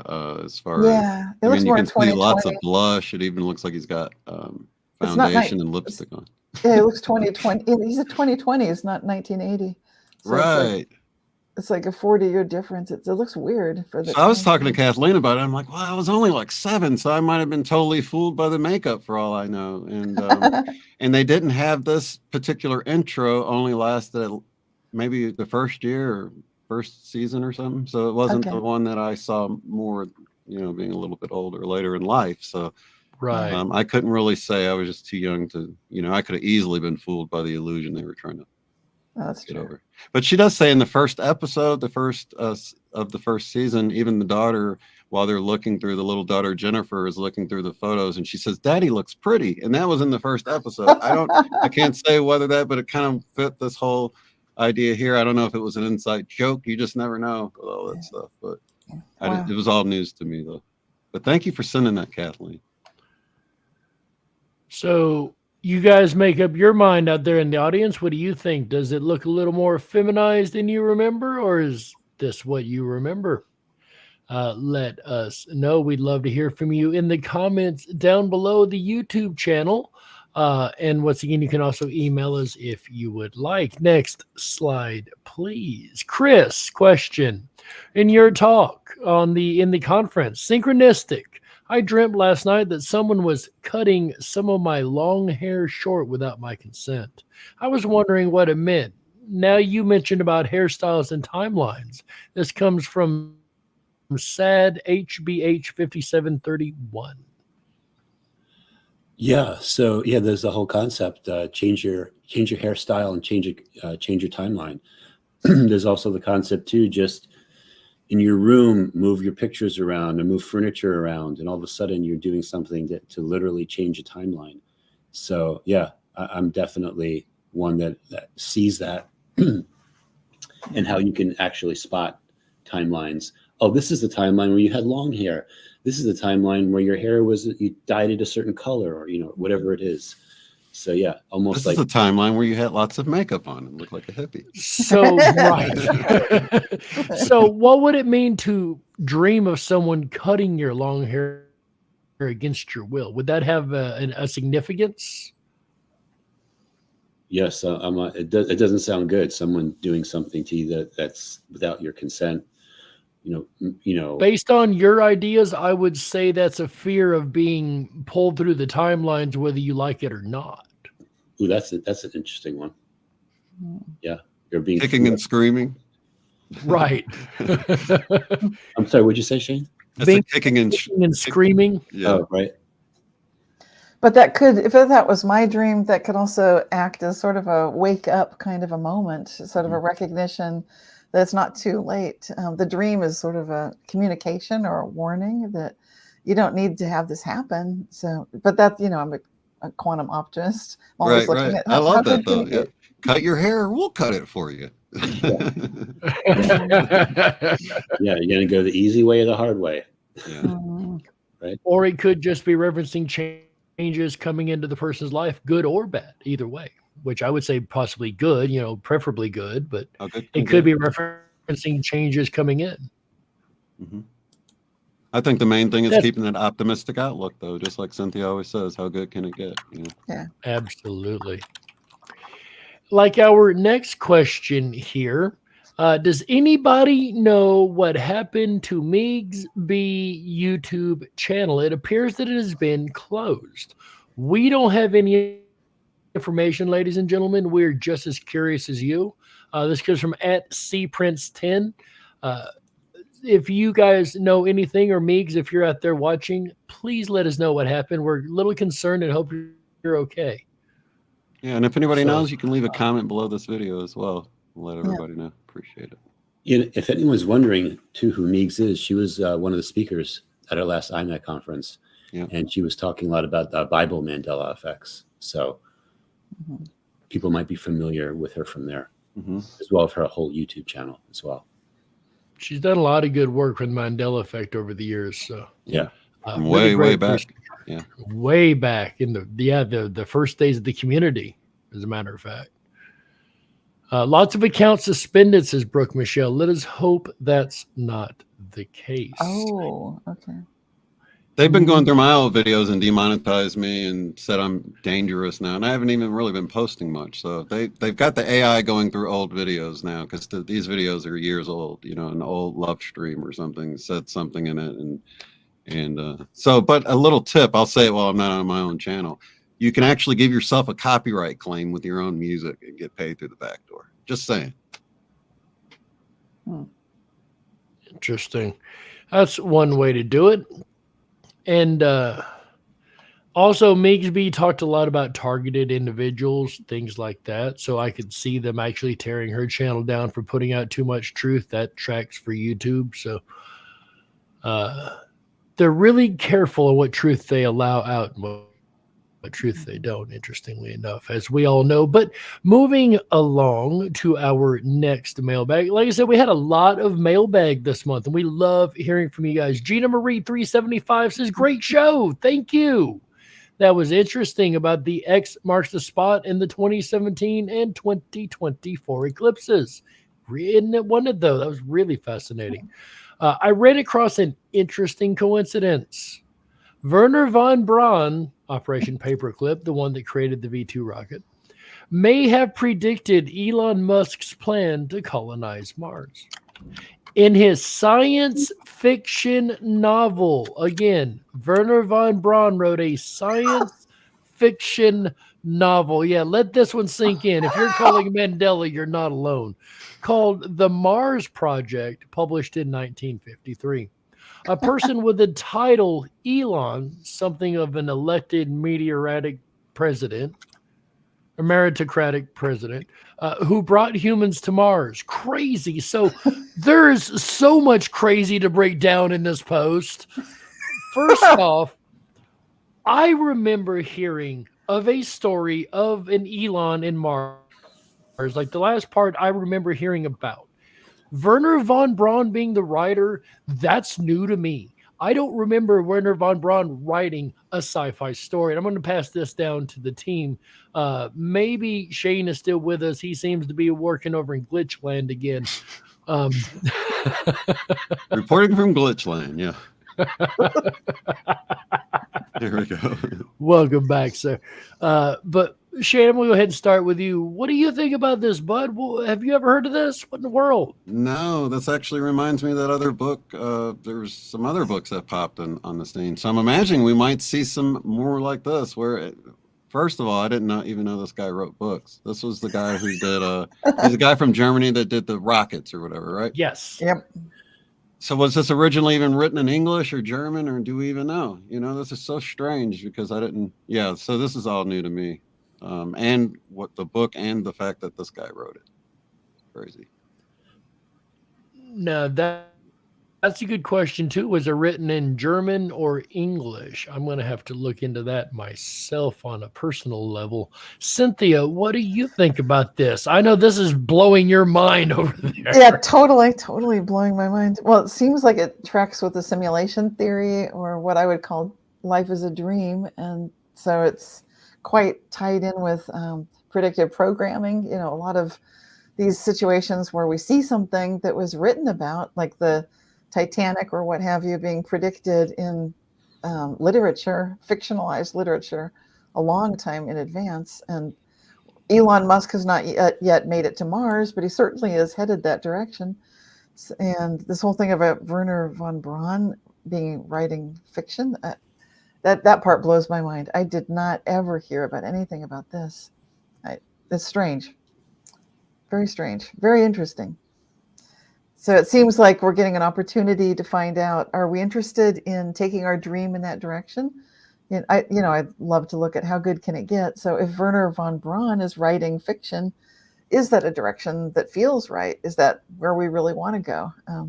I know Elon's, gung-ho for Mars and colonizing it and so forth. But I think it just raises some questions. It gives us a chance to look at the whole thing. How do we feel about it? Not saying that anything is good or evil, but just finding the good in everyone, the good in everything that's intrinsically there, and building forward with the best of all possible realities. Absolutely. How good can it get? Chris? Yeah, what do you think? So when I see this, I'm thinking of a couple different things. So Operation Paperclip was brought up, right? So Operation Paperclip, who was Werner von Braun. He was a Nazi, right? He was part of the SS. There's no secret there. He was the director of NASA's Marshall Space Flight Center, and he's also the chief architect of the Saturn V rocket. So he's a very interesting connection to NASA and a very interesting background. And also his name, okay, so von Braun, right? So do you guys remember Beethoven, the famous composer? So this is like another name change. Do you remember what his full name was? No. Ludwig von Beethoven. Ludwig von Beethoven. Yes, that's right. Oh, yeah, it was Ludwig von Beethoven. If you Google him, sorry, if you Google like Ludwig von Beethoven, you should see what comes up. If you haven't tried this already. Okay. Yeah, if you guys want to if somebody wants to look it up real quick. Okay, now you've intrigued me. Yeah, while you're looking it up, I was at a conference. One of my sons had a conference, not a conference, an orchestra thing that they did. They were part of a symphony orchestra at Yale, and on the program, on the musical program, one of the compositions they were playing was from Beethoven, and they had his name spelled the way I remember, Ludwig von Beethoven. However, in this timeline, it's never been von Beethoven. It's now always Van Beethoven. Oh my gosh, that's really wrong looking. But what's interesting is the person who wrote the program spelled it the way I remember it. Wow. Von Beethoven. Did you save the program? So I had one of my younger sons next to me, and he had all of his friends around him. And I'm like, I found another Mandela effect. And so I was showing that to him. And then all of his friends were like, yeah, it was von Beethoven. So yeah, so now it's always been Van Beethoven. So, but no matter where you look, there's mystery, intrigue, Project Paperclip, Nazis infiltrating the US government, blah, blah, blah, name changes. It's just like, it goes on and on and on. You don't know what to believe. You can't believe. And then you go back to Tartaria and you've got that alternate history. Like, you literally don't know what to believe. So we always have to have our radar up continually for all these things, so we can figure out what's going on in this reality. It's really fascinating. Wow. And the chat's pointing out the van reference of Back to the Future. Oh, tell me about that. The Mandela effect. Apparently the van was a VW van, and then was a Toyota van, and then went back to a VW van. Okay, I get that. Yeah, didn't the guitar changed a couple times too? I want to say it went from this real little thing to, or I can't remember which order it went in. There's been a few changes in that movie. Now, some of them were meant to be changes, like the Twin Pines Mall to the Lone Pine Mall and stuff like that. Like, things happened in the movie that later on would, so that's an interesting movie right there. It really is, yeah. And Bitavina points out another German connection with the Mandela effect. Oh yeah, Yes. Right. Yes. Kindergarten. Oh, I didn't even think of that. Yeah, that's. There's been tons of German connections. It's mind-boggling. To be an English-speaking phenomena sure has a German connect. So speaking of connections, next mailbag item, our friend Josie Wales 7940 points out, in the movie My Girl, after the little boy dies, Macaulay Culkin, what a sad movie. During his eulogy, the preacher says, "The lion shall lie down with the lamb." He doesn't read the scripture, but he does say it. And I just saw a Jeopardy question on another site that on it, Alex Trebek says, "The lion shall lie down with this creature." The woman says, "What is the lamb?" He says, "That is correct." LOL. So, funny thing about Trebek before we get into this, Cynthia, I know you remember, and I'm sure the team remembers this. When Alex Trebek was near the end of his life, he ended up getting cancer and got very spiritual and very much into the spiritual ideas. And as a matter of fact, at one point had an entire category on Jeopardy called Mandela Effect. Yes. You remember that, Cynthia? Yeah, that was a huge stride forward for the mainstreaming of this whole Mandela Effect phenomenon. I do remember. Yeah. Yeah, it's interesting. So, I don't know how much he realized that he was experiencing it. It would be interesting to find out if he knew if anyone told him that moment where you said, that is correct for what is the lamb. Maybe people were telling him, like, hey, you're affected by the Mandela effect. Or maybe at the time of the filming, it was correct. Could be. Either way, it's fascinating, right? It would go to show that at some point, that's what it said. Chris, Shane, anything on this particular mailbag? No, not I. I don't have anything. All right. So, ladies and gentlemen, even more evidence that at one point the lion did lay down with the lamb and not a wolf. I'm so aggravated that it's a wolf, right? Like, I love wolves. It's bittersweet for you, huh? It really, really is. Like the next one, custard apples. Those I hear bittersweet also. The custard apple are something I've heard of a long time ago, maybe 20 or 30 years ago. Something we could have on the new earth. This whole show was confirming for me that we've moved back to a new earth. I'm still waiting for the dodo bird. I took anatomy and physiology courses in 92 to 94. At that time, the liver was in the upper right quadrant of the abdomen, so higher and more to the right, tucked under the lung. The picture on the right, which we don't have, the liver seems too large. It encroaches on the stomach and pancreas. Maybe that's why so many people mention digestive problems now. That's interesting. Team, what do you guys think? I would like to say I love the custard apple. I love that whole concept. And I found like this channel on YouTube where this one guy just goes around and talks about all these exotic fruits that I've never heard of before that are all like super delicious. But it's not just 1 or 2 or 5 or 10 or 20 or 30. There's so many of these exotic fruits that I have never heard of before. And wouldn't it be something if they could all be brought to market? Like, because these are like considered superfoods. And I would love to see these things on our grocery store. I absolutely would love to. And there are parts of the planet where maybe there's poverty or something where they could, begin raising this and, just change, how that works for them and bring them out of poverty and help the world in the process. So yeah, so like Dolores Cannon, was talking about the custard apples, and I made another video where I talked about that, and people were like, I've known about the custard apple like forever. Since I was a kid, I've been eating custard apples. But then someone like me has never heard of them before. So, and that's just how timelines work. For some people, it's always been magic mirror on the wall. And other people, it's always been mirror, mirror on the wall. And who's right, who's wrong? You're both right, basically. So I'm just happy that I'm resonating at a frequency now where these types of plant-based foods that are really good for you, that can really help the human body, are finally coming into the reality, and I feel going to become more mainstream. And my thoughts on the anatomical changes are that they seem like they're usually pretty good, such as when the kidneys move to a safer location. I would just tend to trust that there's something good going on with this liver change. I don't know what the good is. Hopefully the stomach issues, the digestive problems people are mentioning can get cleared up. I know we've got a lot of toxins in the diet and in the environment.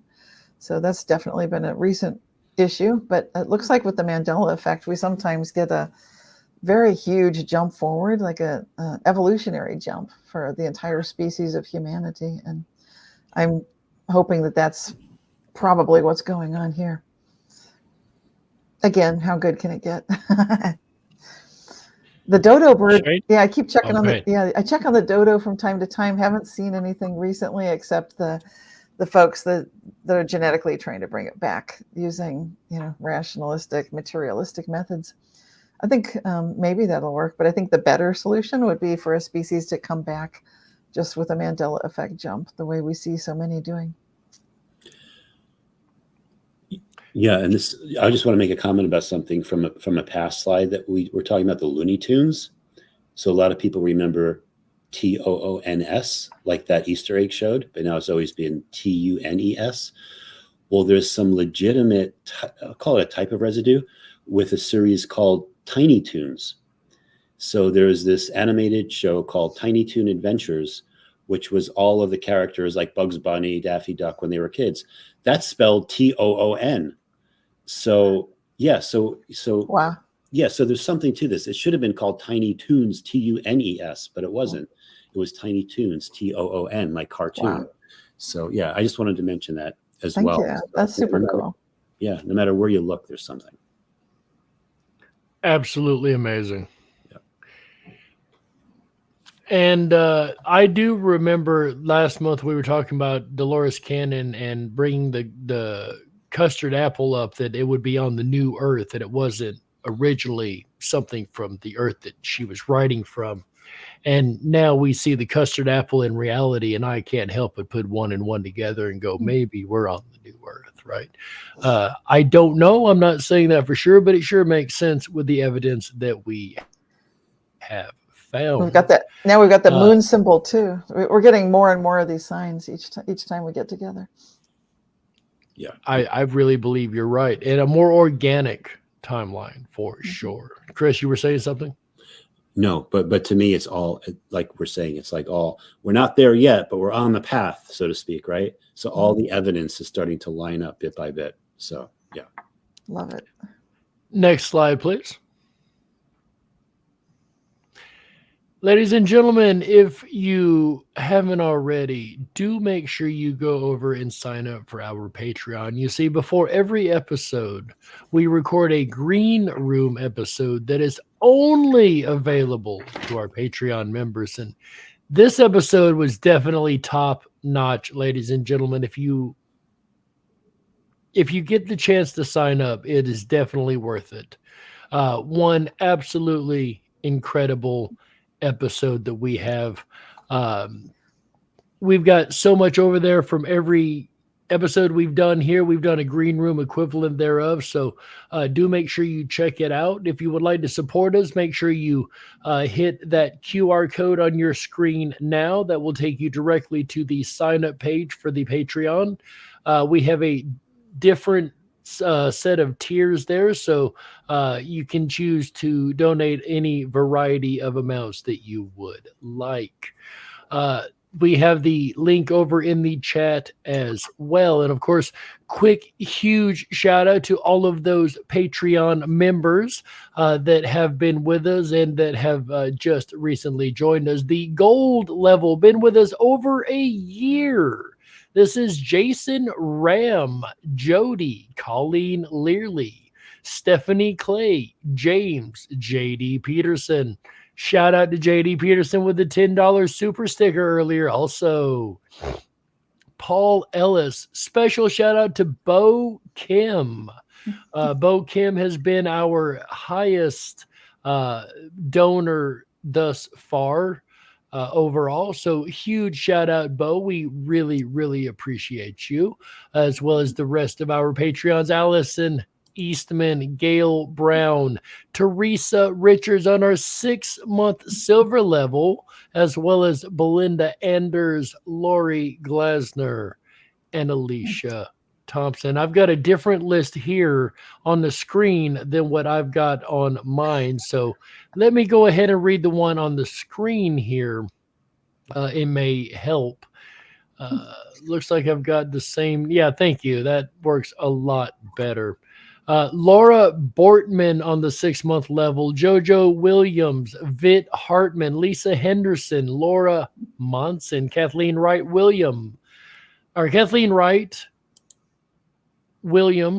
Sylvia Bondurant, and Ann Gaynor. In our bronze level newcomers, Lene Harlia, Andrew Christie, Karen Kite, and brand spanking new Kathleen Downing. Welcome.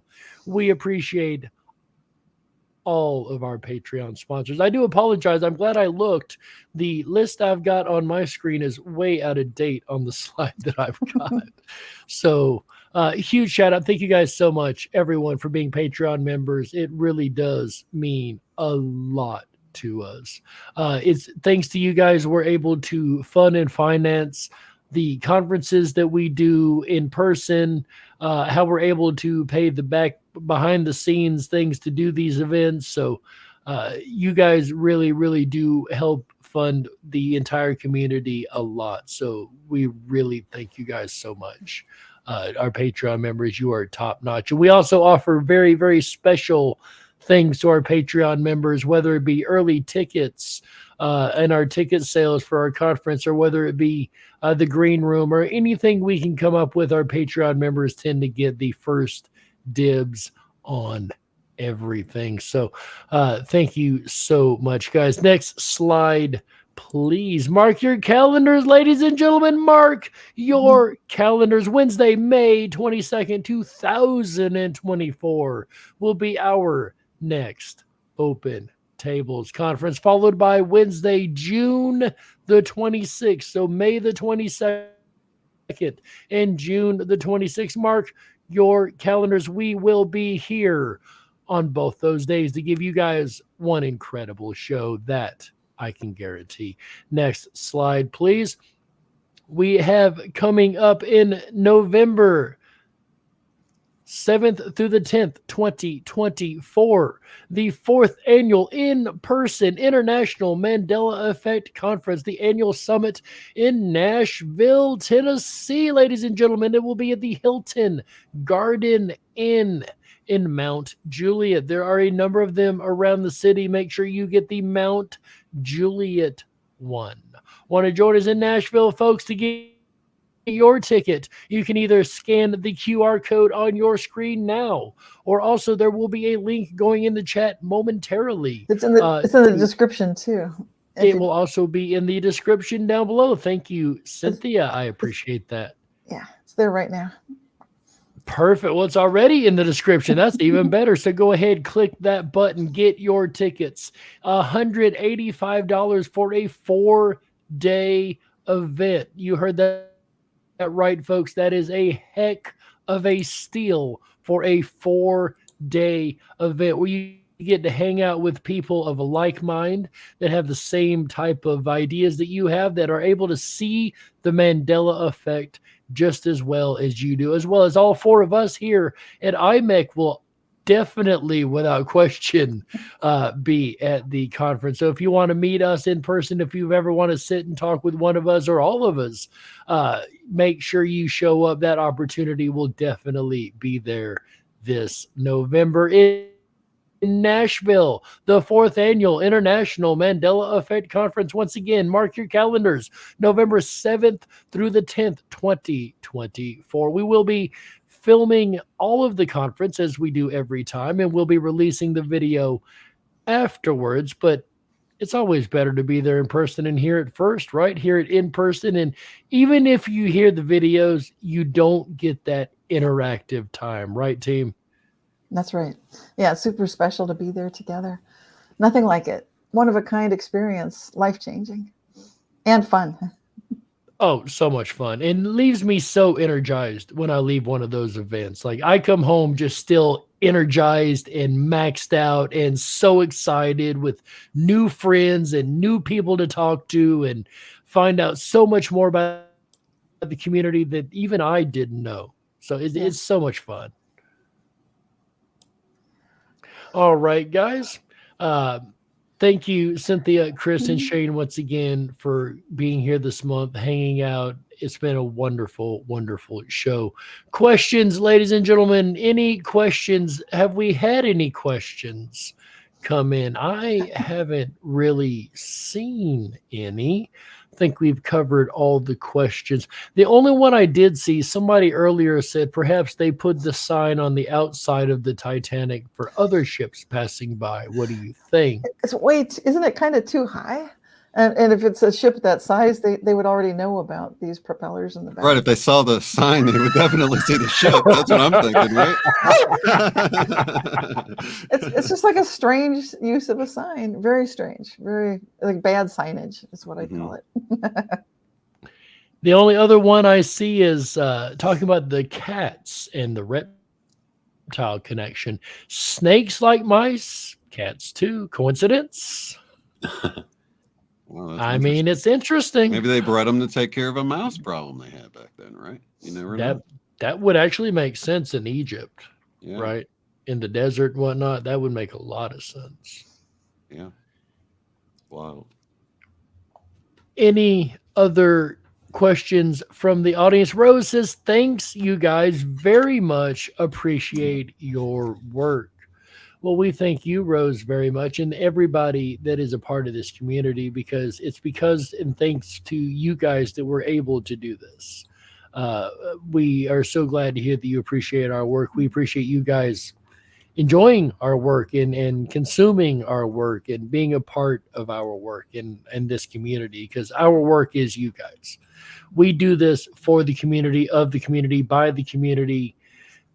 We don't make a penny off of it. We do this out of the love of our hearts. We do this every month on our own time, on our own dime. Everything's been on our own dime.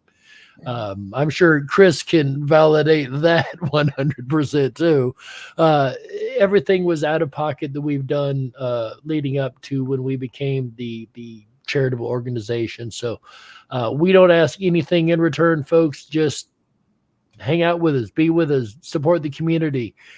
That's what we personally ask for. That's what we want. We love this community. We love this phenomena, and we love hanging out with you guys. So so come out and meet us in Nashville in November. Yeah. It's a perfect time. We'd love to see you there. Do we have any more slides left?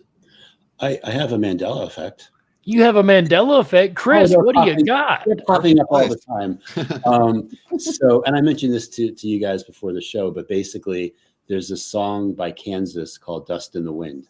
Mm-hmm. And a lot of people remember the famous lyrics, dust in the wind, all blank. Yeah. Almost sang all, it. I remember it always being all we are is dust in the wind. Yes. Now, in this timeline, the first refrain of that says, dust in the wind, all they are is dust in the wind. And then the next time it says it the way we remember it, dust in the wind, all we are is dust in the wind. But it's a very prolific song too, because it talks about basically the human experience and how we're here for basically a blink of an eye. And, you know, what our dreams are here for a moment and then they're gone. They pass before our eyes, a curiosity. Right. But so the they are was, I don't remember it ever being they are. I don't know if any people in the chat remember that as well, but I always remember we are. So, just we. Yeah, that was it. Yeah, it still has we are, but at the end. It feels like that timeline split. It's like they and we, and the two lines are now opening up. It's like the golden age is here, and it's like choose your off ramp. That's a good point. Yeah, I like that. Yeah, I like that. Because we often talk about that split, right, between consciousness, the animal nature and the higher level consciousness. And, you know, and it's like, where are your priorities, and the stuff that is dust in the wind, or is it in the eternal, spiritual, divine, you know? I'm choosing the off ramp off of Armageddon. That was my last. I did a video titled that. That was my last video. That's very good. So there you go. We ended with the Mandela effect. Very nice, Chris. I love it. Cool. All right, ladies and gentlemen, thank you all so much for being here. Gypsy JJ says, a very mind-provoking program. Thank you for sharing your thoughts and your time with us. I'll be seeing you. We'll be seeing you, Gypsy JJ. Yes. We'll be seeing Shane doing his matrixy bounce here in Glitchland. Yeah, it's the last of the retrograde. I got to enjoy it here. Look at that. And it fixed itself. Are you kidding me? I love it. Ladies and gentlemen, do not forget to thumb up this video. That really, really does help the algorithm put this out there more for more people to find and help us grow our community and let more people know about the Mandela effect. Just hitting that little thumbs up does all that, ladies and gentlemen. Also sharing it out everywhere to all of your social medias, regardless of where it's at. Let everyone know we are here and we are doing things to help change the world, at least the community, right? And last but not least, make sure you comment and subscribe on the International Mandela Effect Conference YouTube channel, the official channel, nonetheless. Ladies and gentlemen, it really, really does help us out a lot. We do monitor that channel throughout the month. Just because we're not able to directly interact with you does not mean that we aren't watching and probably bringing it up on our mailbag toward the end of the month. We love you guys so very much from the bottom of all our hearts. I know I speak for the entire team when I say that. On behalf of Christopher Allatra, you know him as the Quantum Businessman. Shane Robinson, unbiased and on the fence from Glitchland this time. And Cynthia Sue Larson of Reality Shifters, ladies and gentlemen. On behalf of these three great, amazing, and talented individuals, my name's Jerry Hicks, also known as the Dark Wolf. Together, we are the International Mandela Effect Conference. A huge shout out also to our producer, Heather, in the back, who has done an incredible job this and every single episode we do. She does fantastic work. So top hats off to Heather. Thank you so much for all you do in behind the scenes for us. And ladies and gentlemen, on behalf of all four of these folks and myself, we are the International Mandela Effect Conference. And remember, until next we meet, together we go. Together we Woo! grow. Love you, everybody. guys. Bye-bye. Bye, everybody. Love you.